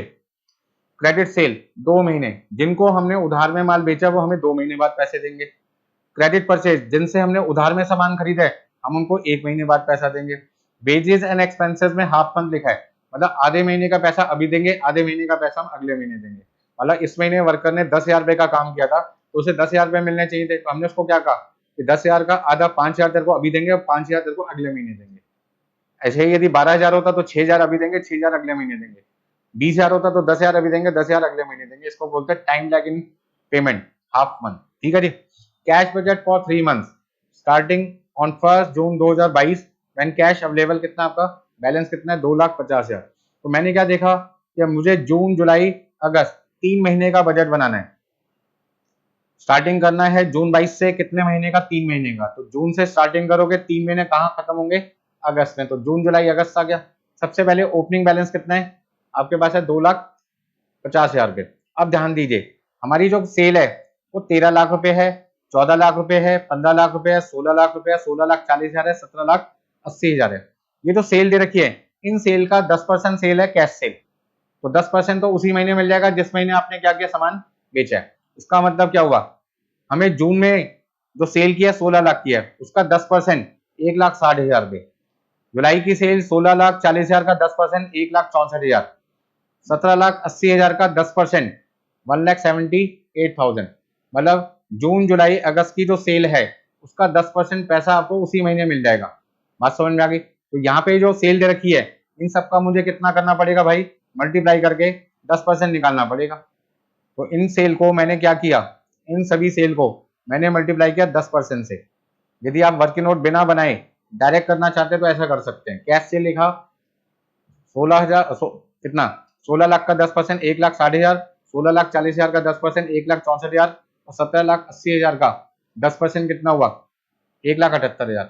अब जो 90% मेरी क्रेडिट सेल है उसका पैसा 1 महीने बाद मिलेगा। इसका मतलब मई की क्रेडिट सेल का पैसा जून में मिलेगा, मई की क्रेडिट सेल का पैसा कब मिलेगा, जून में मिलेगा। तो अब मई की सेल का 90% निकालो, जून की सेल का 90% निकालो और जुलाई की सेल का 90% निकालो। तो मई की सेल जो 15 लाख है उसका 90% आएगा 13,50,000। हाँ जी, मई की सेल का 90% आपके पास कब आएगा? अच्छा, यहाँ पे क्वेश्चन में लिखा है 2 महीने बाद। क्रेडिट सेल का क्या लिखा है, 2 महीने टाइम लैग लिखा है, तो ध्यान से समझो। सबसे पहले कैश सेल वाला पॉइंट तो समझ में आ गया। अब क्रेडिट सेल का पैसा कब मिलेगा, क्रेडिट सेल का पैसा कब मिलेगा उसको समझो। हाँ जी, क्रेडिट सेल का पैसा कब मिलेगा, 2 महीने बाद मिलेगा। तो इसका मतलब अप्रैल का पैसा मिलेगा जून में, तो अप्रैल का 90% निकालो, मई का 90% निकालो और जून का 90% निकालो भाई, ठीक है ना। अप्रैल का 90% पैसा 2 महीने बाद मिलेगा, तो 14 लाख का 90%, 14 लाख का 90% आपके पास आ जाएगा 12,60,000, ठीक है ना। यहाँ पे आप चाहो तो लिखना चाहो तो लिख सकते हो 14 लाख का 90% समझाने के लिए।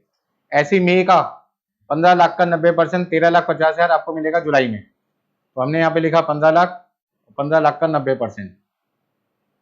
ऐसे ही 16 लाख का 90%, 16 लाख का 90% आपके पास आ जाएगा 14,40,000, 16 लाख का 90% आपके पास आ जाएगा 14,40,000। बात समझ में आ गई। तो यहाँ पे 2 महीने लिखा है, 2 महीने का मतलब क्या है, अप्रैल के पैसे कब मिलेंगे, जून में मिलेंगे। मई के पैसे कब मिलेंगे, जुलाई में मिलेंगे। जून के पैसे कब मिलेंगे, अगस्त में मिलेंगे। कौन सी सेल के, क्रेडिट सेल के। कितने परसेंट, 90%। तो 14 लाख का 90%, 12,60,000 अप्रैल की क्रेडिट सेल का पैसा मिलेगा जून में। मई 15 लाख की सेल है, 90% क्रेडिट सेल है, 13,50,000 पैसे कब मिलेंगे, जुलाई में। 16 लाख की सेल जून में की है, 90% हुआ, 14,40,000 मिलेगा कब, अगस्त में। चलिए, इतना करने के बाद आ जाओ क्रेडिट परचेज पे। तो क्रेडिट परचेज में हमारे पास में 90% क्रेडिट परचेज है और 10% कैश परचेज है। तो सबसे पहले हम बात करते हैं कैश परचेज की, जो कि हमारे पास है 10% और क्रेडिट आपके पास है 90%। जो कैश परचेज है वो कितना है, सबसे पहले परचेज पे आ जाओ। परचेज कितनी कितनी दिखाई दे रही है भाई, मुझे तो परचेज दिखाई दे रही है आपके पास में 9,60,000, 10% हुआ 96,000, 8 लाख 10% हुआ 80,000 और 10 लाख का 10% 1 लाख। अब क्रेडिटर को पैसे हम देंगे 1 महीने बाद, मतलब जो सामान हमने क्रेडिट में खरीदा है, जो सामान हमने क्रेडिट में खरीदा है, जो सामान हमने क्रेडिट में खरीदा उसके पैसे हम 1 महीने बाद देंगे। इसका मतलब मई की क्रेडिट परचेज का पैसा हम देंगे जून में। तो मई की क्रेडिट परचेज कितनी है, 9 लाख का 90%, 8,10,000, 9,60,000 का 90%, 8,64,000 और 8 लाख का 90%, 7,20,000। आप चाहो तो यहाँ पे अपनी कैलकुलेशन के लिए लिखना चाहो तो लिख सकते हो। ये मैंने निकाला 9 लाख का 90%, ये मैंने निकाला 9,60,000 का 90% और ये मैंने निकाला 8 लाख का 90%। यानी कोई दिक्कत इसमें किसी को। चलिए, तो यहाँ पे हमारे पास में वेजेस टू क्रेडिटर भी आ गया, हाँ जी, पेमेंट टू क्रेडिटर भी आ गया और कैश परचेज भी आ गई, ठीक है ना। कैश सेल का पॉइंट क्लियर हो गया, कलेक्शन फ्रॉम डेटर्स आ गया। किसी को कोई दिक्कत है तो मैं वर्किंग नोट बना देता हूँ आपके लिए।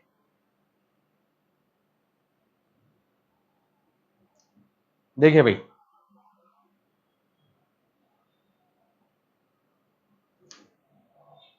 हाँ जी, सबसे पहले जब हम कैश बजट बनाएंगे तो हमें क्वेश्चन में ओपनिंग बैलेंस दिया हुआ है। हमारे पास है ओपनिंग बैलेंस 2,50,000। अब हमारे पास जो 10% सेल है वो कैश में है और 90% सेल हमारी क्या है, क्रेडिट है। तो जरा एक बार पॉइंट समझ लेते हैं हम फटाफट से, ठीक है ना। जो 90% सेल है उसका पैसा 2 महीने बाद मिलना है। तो सबसे पहले हम यहाँ पे सेल लिखते हैं, यानी मंथ आपके पास क्या आ जाएगा, मार्च। मार्च की जरूरत नहीं हमें, हम स्टार्टिंग करते हैं किससे, अप्रैल, मई, जून, जुलाई और अगस्त। हमारे पास जो सेल है वो कितनी है, 10% सेल हमारे पास है कैश और 90% सेल हमारे पास है क्रेडिट, ठीक है ना। 10% सेल कैश है, 90% सेल क्रेडिट है। तो सबसे पहले सेल की वैल्यू देखते हैं कितनी कितनी क्वेश्चन में हमें दे रखी है। हमारे पास सेल की वैल्यू दे रखी है 14 लाख, 15 लाख, 16 लाख, 14 लाख, 15 लाख, 16 लाख, 14,60,000 और 17,80,000, यानी 14 लाख, 15 लाख, 16 लाख, 16,40,000 और 17,80,000, यही है ना, ठीक है जी। अब इसमें 10% कितना आ जाएगा, 1,40,000, 1,50,000 1,60,000, 1,64,000 और 1,78,000। 90% कितना आएगा? तो 90% निकालने के लिए हमें क्या करना पड़ेगा? 14 लाख में से 1,40,000 माइनस करना पड़ेगा, 12,60,000, 13,50,000, 14,40,000 और 14,64,000 में से, यानी 14,40,000 के बाद आपके पास आ जाएगा 16,40,000 में से माइनस कर दिया 10%, आपके पास आ जाएगा 14,76,000। 17,80,000 का 90% आपके पास आ जाएगा 16,02,000। अब क्रेडिट सेल का पैसा, मतलब डेटर से जो हमें पैसा मिलेगा वो मिलेगा आफ्टर 2 मंथ्स, 2 महीने का टाइम दे रखा है क्वेश्चन में। तो इसका मतलब अप्रैल का पैसा ना तो अप्रैल में मिलेगा ना मई में मिलेगा, बल्कि कब मिलेगा? आपका जून में मिलेगा, 12,60,000। ऐसे ये आपको मिलेगा, मई का पैसा मिलेगा जुलाई में और जून का पैसा आपको मिलेगा अगस्त में 14,40,000। तो यदि आपसे कोई पूछे जी आपकी कैश सेल का पैसा कितना कितना आएगा, जून, जुलाई, अगस्त में कैश सेल का पैसा 1,60, 1,64, 1,78 आएगा और डेटर से पैसे ये आएंगे। तो ये अमाउंट आपको यहाँ से देख के क्या कर लिखना है? फॉर्मेट में लिखना है। बात समझ में आ गई सबको? फटाफट से फॉर्मेट में लिखते हैं। 1,60,000, 1,64,000, 1,78,000, 12,60,000, 13,50,000 और 14,40,000। सेम इसी तरीके से वर्किंग नोट हम किसका बना लेंगे? परचेज का बना लेंगे। तो परचेज का तो 10% परचेज है, वो तो कैश परचेज है, ठीक है ना। तो परचेजेज आपको दे रखी है 8 लाख, 9,60,000, 9 लाख, 9,60,000, 8 लाख और 10 लाख। और यहाँ पे लिखा है क्रेडिट परचेज 1 मंथ। इसका मतलब जो आपने मई में क्रेडिट परचेज की होगी उसका पैसा आप कब दोगे? जून में दोगे। तो यहाँ पे हम वर्किंग नोट मई से बनाएंगे, ठीक है ना, मई से बनाएंगे।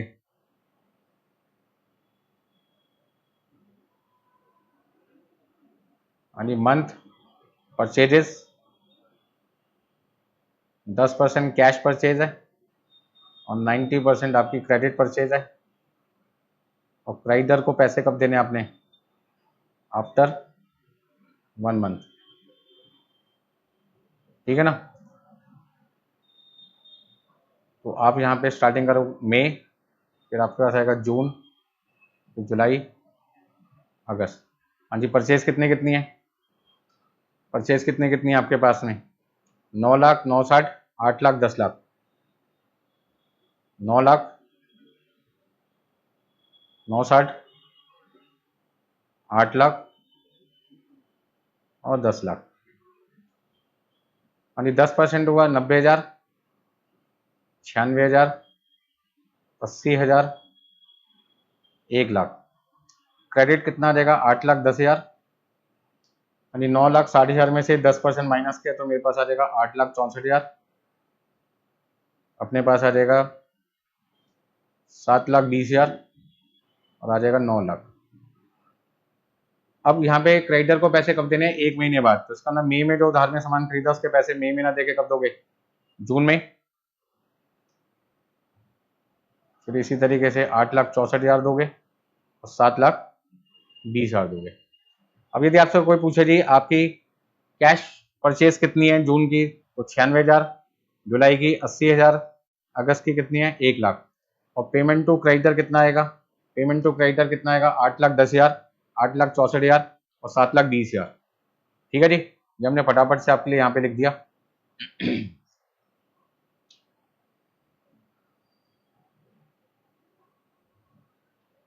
हाँ जी, अब बनाते हैं वर्किंग नोट किसका? वेजेस का। आधे पैसे अभी देने हैं, आधे पैसे अगले महीने देने। इसका मतलब वेजेस के लिए आप क्या कर सकते हो? शॉर्टकट अपना सकते हो।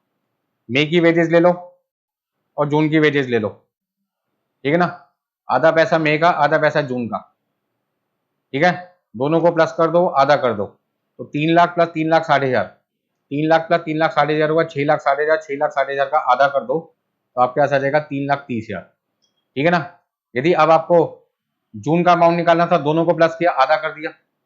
ऐसे यदि जुलाई का निकालना है तो जुलाई का निकालने के लिए जून और जुलाई को प्लस करो, 3,60,000 और 3,60,000, 7,20,000, 7,20,000 का आधा 3,60,000, यदि आपको निकालना है अगस्त का, तो जुलाई का आधा, अगस्त का आधा, ये हो गया आपका 7,60,000, 7,60,000 का आधा आ जाएगा 3,00,000,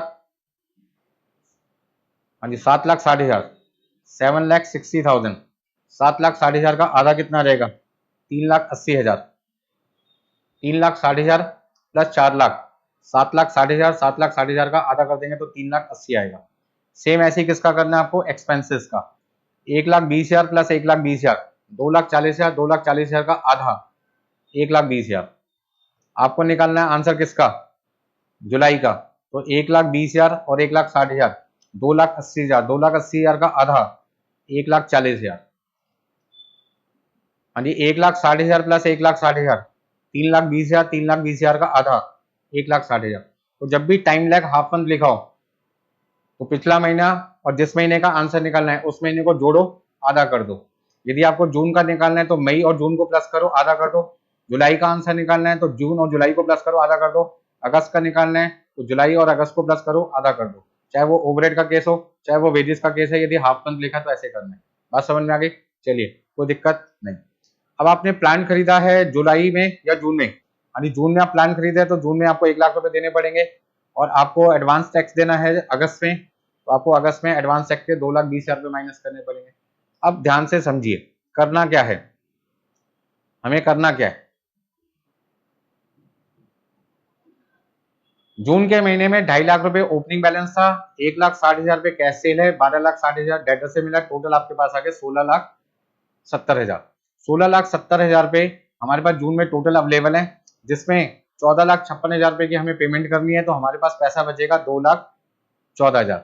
अब 2,14,000 रुपए जो हमारा जून का क्लोजिंग बैलेंस होगा, जून का क्लोजिंग बैलेंस होगा वो हमारा जुलाई का क्या बन जाएगा, ओपनिंग बैलेंस बन जाएगा। जुलाई का ओपनिंग बैलेंस बनेगा, तो ओपनिंग बैलेंस 2,14,000 में दोनों को प्लस करेंगे 17,28,000 रुपए टोटल कैश होगा। उसमें से सारी चीजें माइनस करोगे 14,44,000, तो आपके पास 2,84,000 रुपए बच जाएगा। अब 2,84,000 रुपए आपके पास बचेगा, वो 2,84,000 रुपए आपका जुलाई का क्लोजिंग बैलेंस है और अगस्त का ओपनिंग बैलेंस बन जाएगा। 2,84,000 रुपए में आपने दोनों चीजें प्लस की, 19,02,000 कैश आ जाएगा टोटल, टोटल इनफ्लो। और उसमें से जो पेमेंट आपको करनी है 15,80,000 की माइनस कर दोगे तो आपके पास कितना आ जाएगा, 3,22,000। मतलब 19,02,000 रुपए में से यदि मैं 15,80,000 रुपए माइनस करता हूँ तो मेरे पास आता है 3,22,000। तो इस तरीके से हम कैश बजट बनाकर ये पता लगा सकते हैं कि जून के महीने में हमारे पास कितना क्लोजिंग बैलेंस बचेगा सारी पेमेंट करने के बाद, 2,14,000।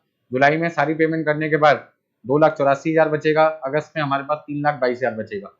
तो यहाँ पर हमारे पास हर महीने पैसा जो है वो एक्स्ट्रा बचता जा रहा है। तो आप एक काम कर सकते हैं, मिनिमम अमाउंट अपने पास रख लो और जो सरप्लस अमाउंट है आप उसे क्या कर सकते हो, इन्वेस्ट कर सकते हो। जैसे आप चाहते हो कि हर महीने हमारे पास 2,00,000 रुपए रहें, तो पहले महीने 14,000 इन्वेस्ट कर दो, ठीक है ना। तो उससे क्या होगा कि आपको जो फालतू का पैसा आपने रखा हुआ है उसकी आपको कोई रिक्वायरमेंट ही नहीं है, आप उसे इन्वेस्ट कर सकते हैं। तो इस तरीके से आपका खत्म होता है कैश बजट, यानी आपका चालू होता है एमसीक्यू। एमसीक्यू में देखो सबसे पहले क्या लिखा है, in a company opening stock material का है 10,000 यूनिट, क्लोजिंग स्टॉक आपके पास है 14,000, सेल आपके पास है 28,000, आपको निकालना है प्रोडक्शन। तो प्रोडक्शन निकालने के लिए सबसे पहले आप क्या करेंगे,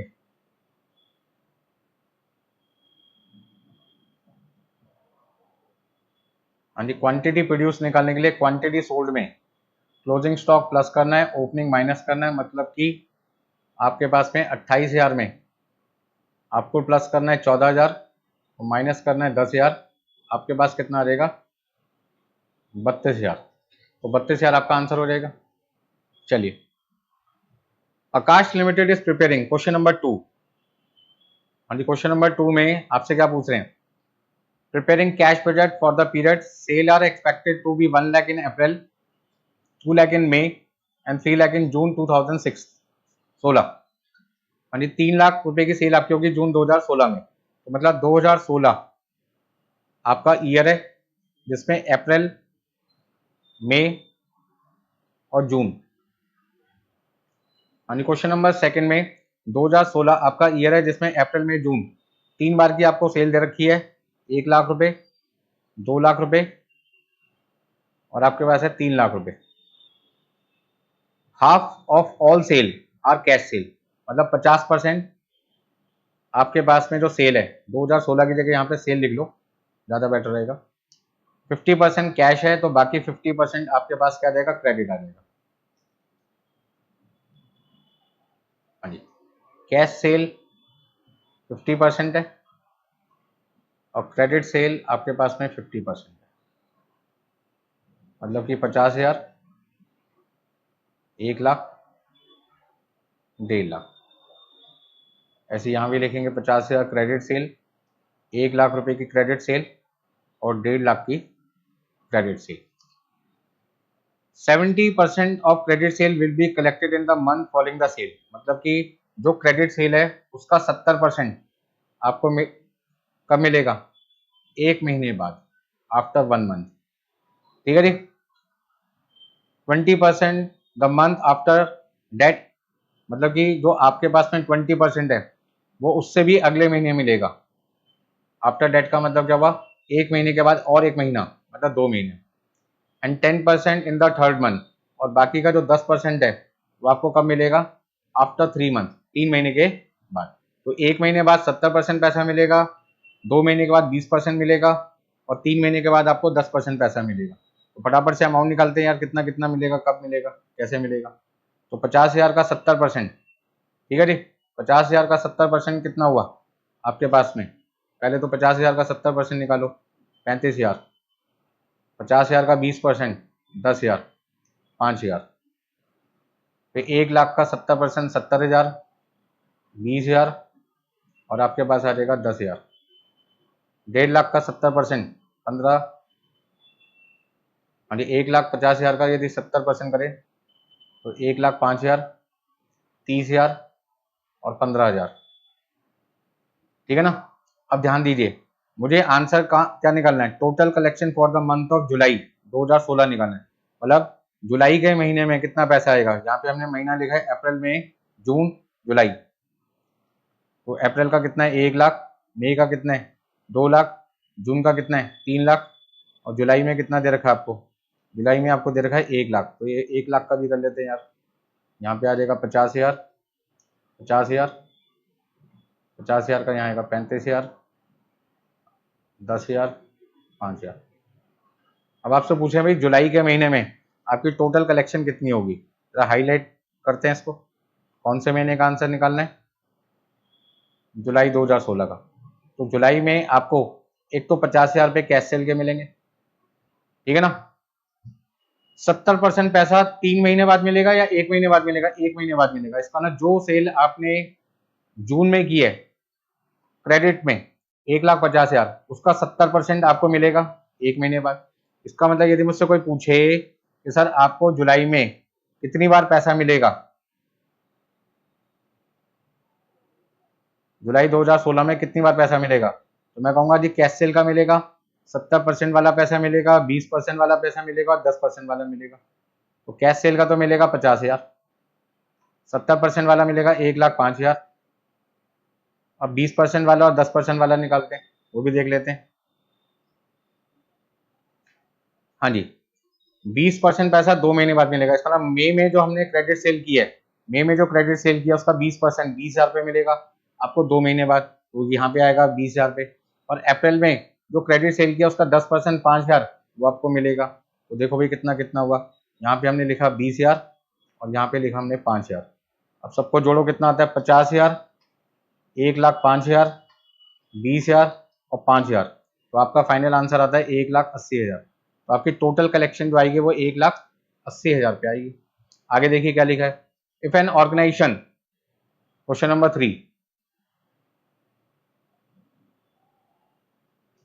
if an organization has all the resources it need for production, मतलब एक ऑर्गेनाइजेशन है जिसको प्रोडक्शन करने के लिए जितने भी रिसोर्सेज चाहिए सारे के सारे उनके पास में अवेलेबल है, then the principal budget factor is most likely to be. तो यदि आपको जितने भी रिसोर्सेज चाहिए वो सारे रिसोर्सेज आपके पास अवेलेबल हैं और आपको यहाँ पे प्रिंसिपल बजट फैक्टर ढूंढना है, तो आपके इनपुट की तो कोई कमी है ही नहीं, ना मटेरियल की, ना लेबर की, ना मशीन की, किसी भी चीज की कमी नहीं है। तो अब आपके लिए जो बेस होगा वो क्या होगा, सेल्स डिमांड, मतलब कि सेल्स की क्वांटिटी। आपका आंसर हो जाएगा B, sales demand. Which one of the, question number 4, which one of the following is not to be considered for preparing production budget। जब हम प्रोडक्शन बजट बनाते हैं तो किसको कंसीडर नहीं करते? The production plan. Production plan का मतलब क्या हुआ? प्रोडक्शन पैटर्न, उसकी जरूरत पड़ती है। सेल बजट में सेल क्वांटिटी की जरूरत पड़ती है। रॉ मटेरियल की जो अवेलेबिलिटी होती है उस पर भी प्रोडक्शन डिपेंड करता है कि यदि मटेरियल कम होगा तो प्रोडक्शन कम होगी, ज्यादा होगा तो ज्यादा होगी। अब रिसर्च एंड डेवलपमेंट बजट से उसका कोई लेना देना नहीं है, तो आपका आंसर क्या हो जाएगा? सी। ठीक है ना। R&D डिपार्टमेंट का काम क्या होता है? रिसर्च एंड डेवलप करना कि प्रोडक्ट कैसा कस्टमर को चाहिए। चलिए next point, question number 5, which of the following is not a potential benefit of using a budget? मतलब बजट को यूज करने का पोटेंशियल बेनिफिट नहीं है। मोर मोटिवेटेड मैनेजर्स, मतलब बजट बनाने का फायदा क्या है वो आपको बताना है। ठीक है, और यहाँ पे लिखा है नॉट, कौन सा फायदा नहीं है, पहले फायदे ढूंढ लो, उसमें से जो फायदा नहीं है वही आपका आंसर होगा। तो बजट बनाने से मोटिवेट होते हैं मैनेजर, हाँ। Enhance coordination of firm activities, yes. Improve inter departmental communication, बिल्कुल सही बात है, एक डिपार्टमेंट का दूसरे डिपार्टमेंट से बातचीत अच्छी हो जाती है। More accurate external financial statement, हमारे बजट बनाने से भाई दूसरे को क्या फायदा? हमें फायदा है, हमारे बजट का फायदा हम लेंगे, दूसरे थोड़ी लेंगे। इसका मतलब एक्सटर्नल वर्ड आते ही ये हमारे बजट बनाने का बेनिफिट नहीं है। The main objective of budgetary control is to define the goal of the firm, to coordinate activities of different department, to plan to achieve its goal, और आपके पास है नन ऑफ द अबव। तो यदि हम budgetary control में main objective की बात करते हैं तो हमारा जो मेन काम होता है तो जितने भी डिपार्टमेंट्स होते हैं उनकी जितनी भी एक्टिविटीज होती हैं उनको क्या करना है? कोऑर्डिनेट करना होता है। तो आपका जो राइट आंसर है वो आपका आंसर है B. Sales budget is an example of, तो सेल बजट किसका एग्जांपल है? फंक्शनल बजट का। फंक्शनल बजट में क्या आते हैं? सेल बजट आता है, प्रोडक्शन बजट आता है, रॉ मटेरियल कंजम्पशन बजट, आपके पास cash budget, raw material purchase budget, जितने भी एक्सपेंडिचर बजट हैं, चाहे वो आपके पास में फैक्ट्री ओवरहेड एक्सपेंडिचर हो या फिक्स हो, आप मतलब सपोज करते हैं एडमिनिस्ट्रेटिव हो या सेलिंग एंड डिस्ट्रीब्यूशन हो, या आपके पास में कैपिटल एक्सपेंडिचर है, ये सारे के सारे जितने भी एक्सपेंडिचर बजट है या प्रोडक्शन बजट है या सेल्स बजट है या कैश बजट है, सारे के सारे किस में आते हैं? आपके फंक्शनल बजट में आते हैं। तो आपका आंसर हो जाएगा C, functional budget. Revision of budget is, budget में चेंजेस करना, रिवीजन करना क्या जरूरी है? बिल्कुल है, क्योंकि हर बार का बजट सेम थोड़ी रहेगा। इस बार जो हमने बजट बनाया था, हमने जो रिक्वायरमेंट थी मार्केट की उसके हिसाब से बनाया था। अगली बार का जो बजट होगा वो अगली बार की डिमांड के हिसाब से, मार्केट की रिक्वायरमेंट के हिसाब से होगा। तो रिवीजन करना नेसेसरी है, जरूरी है। Which of the following is a long term budget? Master budget, production budget, flexible budget और कैपिटल एक्सपेंडिचर। कैपिटल एक्सपेंडिचर आपको पता होता है वो एक्सपेंडिचर होते हैं जो इनकम तो एक बार होते हैं लेकिन उनका बेनिफिट लंबे समय तक मिलता है, मतलब कि लॉन्ग टर्म बजट हो गया। Question number 10, in a system whereby all activities are revaluated, मतलब आपके पास जितनी भी एक्टिविटीज है आप उन्हें हर बार बजट बनाते टाइम क्या करते हैं? रीवैल्यूएट करते हैं। इसका मतलब है कि आप पिछली बार के बेस को बजट ही नहीं बना रहे, मतलब पिछली बार का जो बजट का बेस था आप उसे कंसीडर नहीं कर रहे। तो जब हर बार आप नया बेस लेके चलते हैं तो ऐसे बेस को हम कहते हैं जीरो बेस बजटिंग। तो राइट आंसर आपके पास क्या हो जाएगा? जीरो बेस बजटिंग, जहां पर आप किसी भी पुरानी चीज को कंसीडर नहीं कर रहे, हर बार नई चीजों को रीवैल्यूएट कर रहे हो, बार बार नई नई कैलकुलेशन कर रहे हो, पुरानी किसी चीज को कंसीडर ही नहीं कर रहे। तो आपका आंसर होगा zero base budgeting. Cash budget of ABC limited for once of a short term surplus, मतलब हमें यहाँ पर कैश बजट जब हम बना रहे हैं तो हमें शॉर्ट टर्म सरप्लस दिखाई दे रहा है।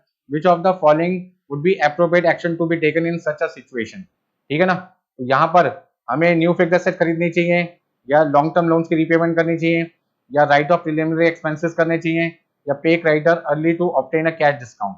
मतलब शॉर्ट टर्म सरप्लस है ना, तो ऐसे केस में हमारा जो क्रेडिटर है हमें उसे क्या करना चाहिए? जल्दी से पेमेंट कर देनी चाहिए। तो pay creditor early to obtain a cash discount. तो आपका आंसर होगा zero base budgeting. The fixed variable cost classification has a special significance in preparation. अब जब किसी बजट को बनाने में फिक्स्ड और वेरिएबल दोनों को कंसीडर किया जाता है तो आपका आंसर हो जाता है flexible budget. Next,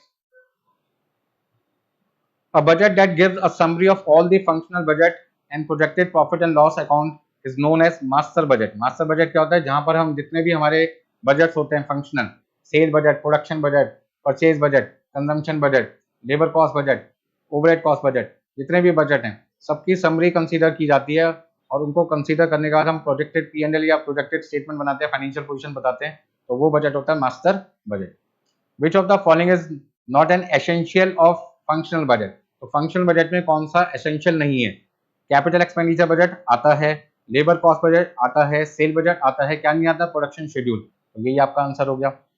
which of the following is generally a long term budget? मतलब क्वेश्चन नंबर 16 में आपसे पूछा कौन सा बजट लॉन्ग टर्म है? तो सेल बजट छोटा होता है, कैश बजट भी शॉर्ट टर्म होता है, जनवरी फरवरी मार्च एक एक दो महीने का होता है या क्वार्टरली बेसिस का होता है। रिसर्च एंड डेवलपमेंट बजट ये भी आपके पर्टिकुलर पीरियड के लिए होता है। Capital expenditure budget long term होता है। The cost per unit of product manufacture, question number 17।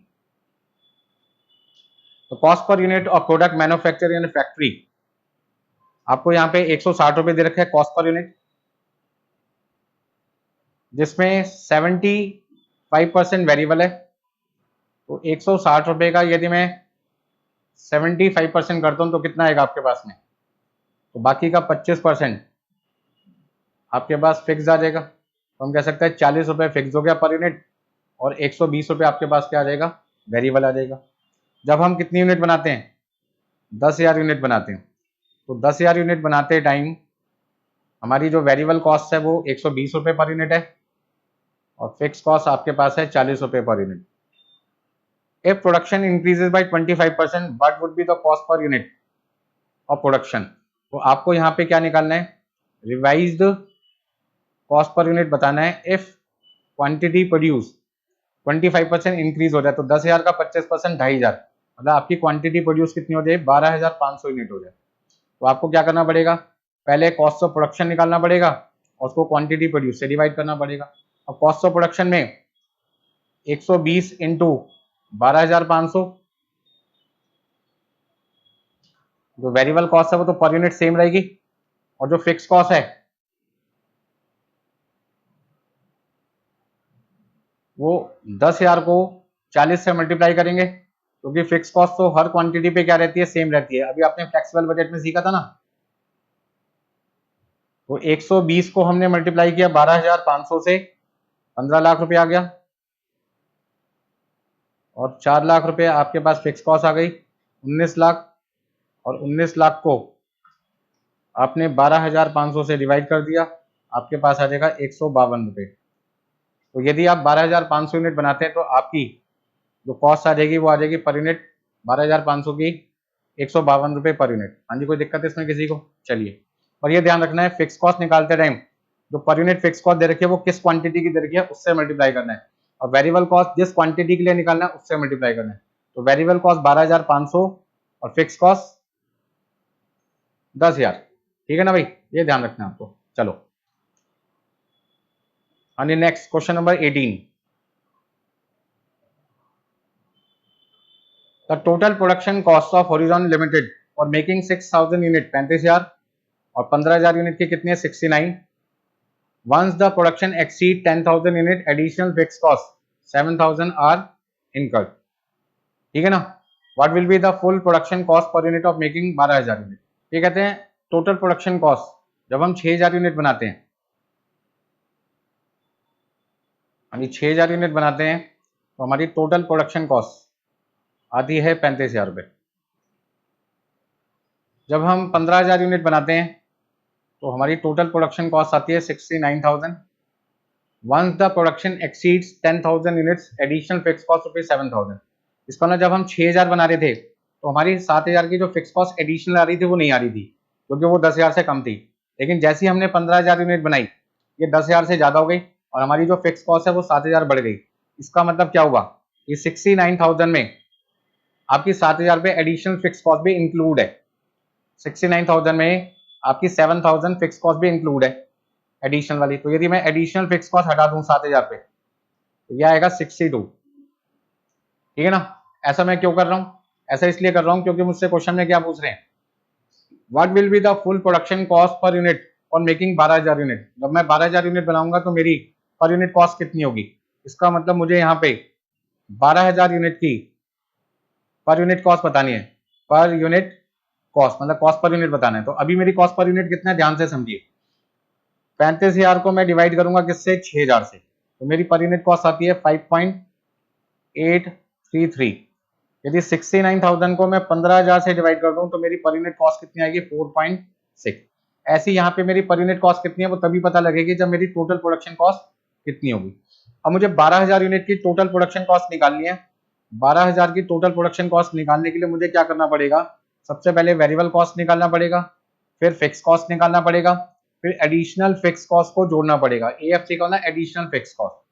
तो अब यहाँ पर सबसे पहले मुझे क्या करना पड़ेगा, वेरिएबल कॉस्ट पर यूनिट ढूंढना पड़ेगा, और वेरिएबल कॉस्ट पर यूनिट ढूंढने के लिए मुझे क्या करना पड़ेगा, यानी वेरिएबल कॉस्ट पर यूनिट ढूंढने के लिए चेंज इन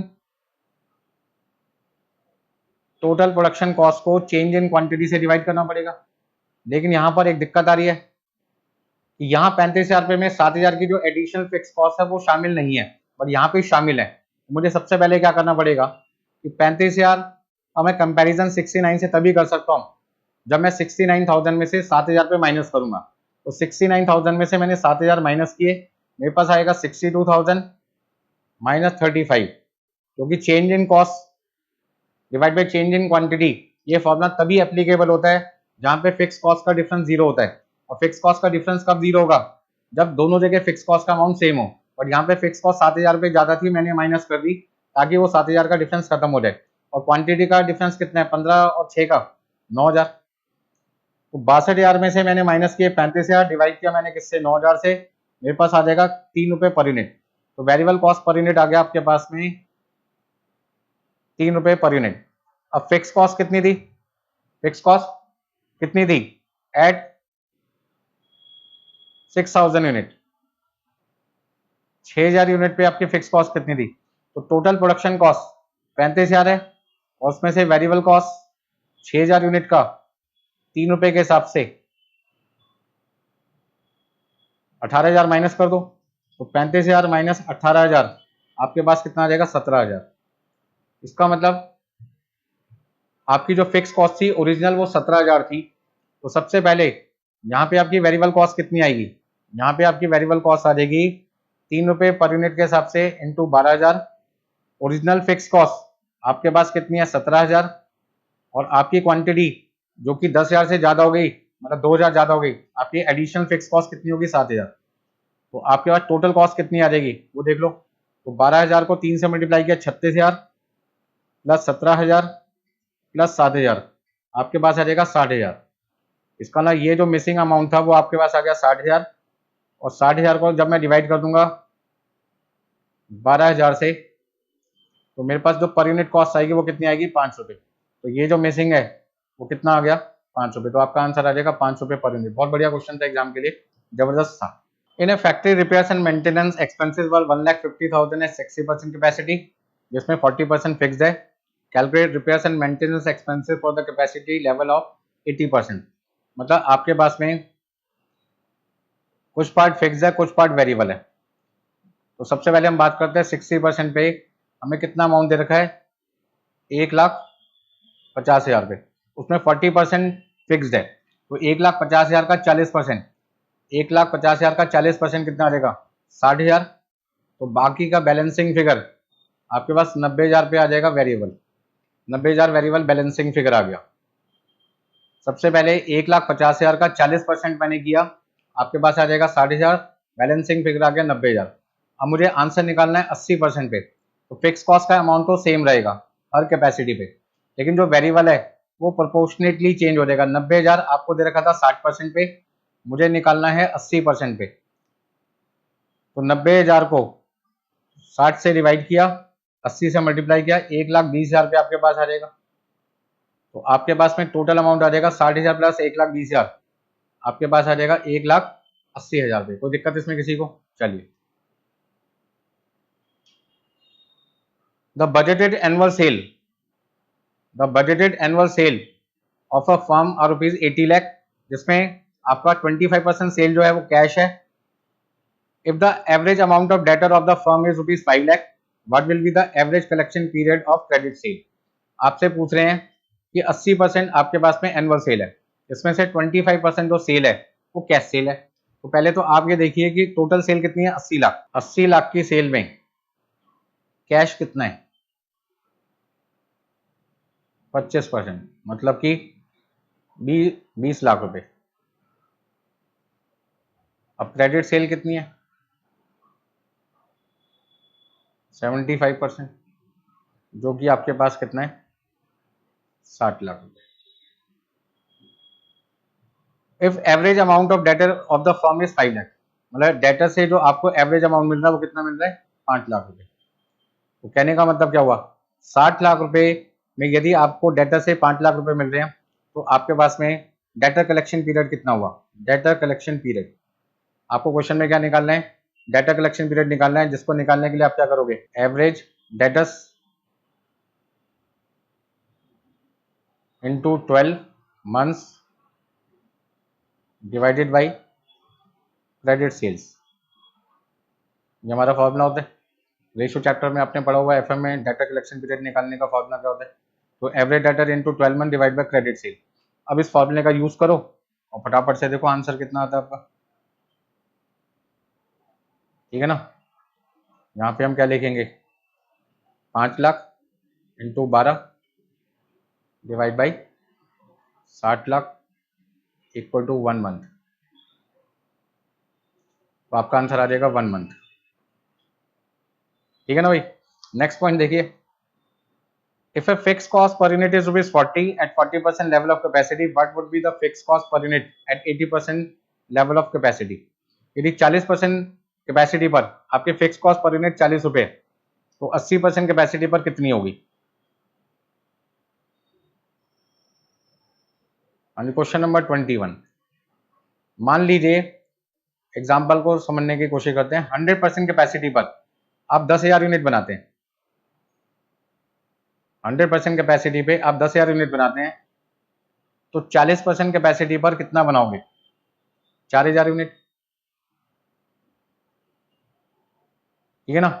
और आपकी फिक्स कॉस्ट पर यूनिट कितनी है, 40 रुपए, तो आपकी फिक्स कॉस्ट का अमाउंट कितना आ जाएगा, 1,60,000। अब आपसे पूछे 80% कैपेसिटी पर, 80% कैपेसिटी का मतलब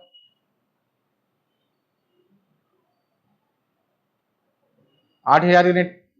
अमाउंट तो अभी भी आपका बेटा कितना रहेगा, मैंने आपको क्या कहा था, फिक्स कॉस्ट वो कॉस्ट होती है जो हर क्वांटिटी पर अमाउंट में सेम रहती है।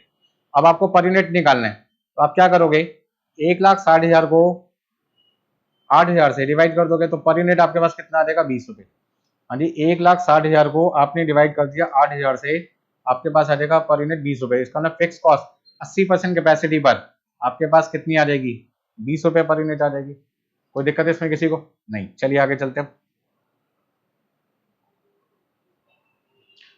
22, क्वेश्चन नंबर 22,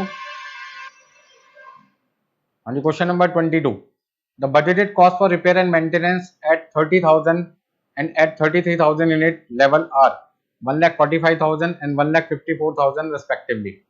मतलब आपके यहाँ क्वेश्चन नंबर 22 में, क्वेश्चन नंबर 22 में क्वांटिटी आपको दे रखी है, ठीक है जी, 30,000 यूनिट और 33,000 यूनिट, और आपको रिपेयर एंड मेंटेनेंस कॉस्ट दे रखी है 1,45,000 रुपये और 1,54,000 रुपये। हाँ जी, 1,54,000 आपको दे रखी है 33,000 यूनिट की कॉस्ट, और 30,000 यूनिट की कॉस्ट दे रखी है 1,45,000। If 35,000 units are to be produce, how much amount should be budgeted for repair and maintenance. मतलब आपको यहाँ पे जो आंसर बताना है वो 35,000 यूनिट का आंसर बताना है। तो ऐसे केस में आप क्या करोगे, सबसे पहले variable repair and maintenance cost per unit निकालोगे। हाँ जी, variable repair and maintenance cost per unit निकालने के लिए चेंज इन कॉस्ट, तो चेंज इन कॉस्ट कितनी आ गई आपके पास में, 1,54,000 में से 1,45,000 आपने माइनस किया, आपके पास आ जाएगा 9,000, ठीक है ना। चेंज इन कॉस्ट आपके पास आ गया 9,000 रुपये, और चेंज इन क्वांटिटी आ गया 3,000 यूनिट, तो पर यूनिट आपके पास आ गया 3 रुपये, ठीक है जी, पहला पॉइंट। अब फिक्स कॉस्ट निकाल लेते हैं रुपीज में। फिक्स कॉस्ट निकालने के लिए यदि मैं 30,000 यूनिट को बेस लेके चलता हूं, तो 1,45,000 रुपए की टोटल कॉस्ट में 30,000 यूनिट की 3 रुपए के हिसाब से 90,000 रुपए मेरी गए वेरिएबल कॉस्ट है, तो मेरे पास फिक्स कॉस्ट कितनी आ जाएगी, 55,000। अब यदि मुझे 35,000 का आंसर निकालना है, मतलब रिपेयर एंड मेंटेनेंस कॉस्ट निकालना है 35,000 यूनिट का, तो 35,000 यूनिट की मुझे वेरिएबल कॉस्ट लेनी पड़ेगी, और फिक्स कॉस्ट तो हर जगह क्या आएगी, सेम आएगी। तो 35,000 को 3 से जब मैंने मल्टीप्लाई किया, तो मेरे पास आ गया 1,05,000 रुपये वेरिएबल कॉस्ट का, 55,000 रुपये फिक्स कॉस्ट का, और मेरा आंसर टोटल आ जाएगा 1,60,000 रुपये का, ठीक है जी। Question number 23, the cost per unit of product manufacture in a factory amount 150, जिसमें 80% आपके पास क्या वेरिएबल है। When production is 10,000 unit, if the production increase by 25%, what would be the cost of production per unit. ऐसा same question हम पहले भी कर चुके हैं, ठीक है ना, ऐसा सेम क्वेश्चन हम पहले भी कर चुके हैं। कोई बात नहीं, फिर से कर लेते हैं और प्रैक्टिस हो जाएगी आपकी। तो यहाँ पर यदि मैं 10,000 यूनिट बनाता हूँ तो 150 रुपये के हिसाब से मेरी जो टोटल कॉस्ट आती है वो कितनी आती है, यानी 10,000 यूनिट को मैंने 150 से मल्टीप्लाई किया, अपने पास आ गया 15 लाख रुपए। यानी टोटल कॉस्ट 15 लाख रुपए है कितनी यूनिट की, 10,000 यूनिट की। अब इसमें यदि मैं पूछूं वेरिएबल पार्ट कितना है और फिक्स पार्ट कितना है, तो आप क्या कहोगे, सर 80% वेरिएबल है, 80% वेरिएबल है और 20% फिक्स्ड है, ठीक है ना। मतलब 12 लाख रुपए वेरिएबल हो गया और आपका 3 लाख रुपए फिक्स हो गया, ठीक है जी। किसी भी तरीके से कर सकते हो, पहले अलग तरीका था, ये वाला तरीका अलग है। अब यदि आपकी प्रोडक्शन 25% इंक्रीज हो जाए, मतलब 12,500 यूनिट हो जाए, तो पर यूनिट कॉस्ट कितनी होगी। तो मुझे क्या करना पड़ेगा, जो मेरी वेरिएबल कॉस्ट है 12 लाख रुपए, ये है 10,000 यूनिट की, मुझे निकालना पड़ेगा 12,500 यूनिट की वेरिएबल कॉस्ट, और फिक्स कॉस्ट का अमाउंट तो क्या रहेगा, सेम ही रहेगा हर क्वांटिटी पर, ठीक है ना। तो मेरे पास टोटल कॉस्ट आ जाएगी कितनी,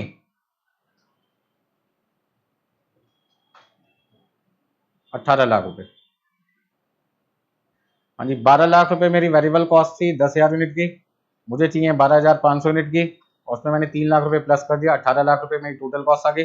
अब टोटल कॉस्ट पर यूनिट निकालना है, तो 18 लाख रुपए का खर्चा 12,500 यूनिट का है, तो पर यूनिट का कितना आएगा, 144 रुपए। तो आपका आंसर आ जाएगा 144 रुपए, ठीक है जी।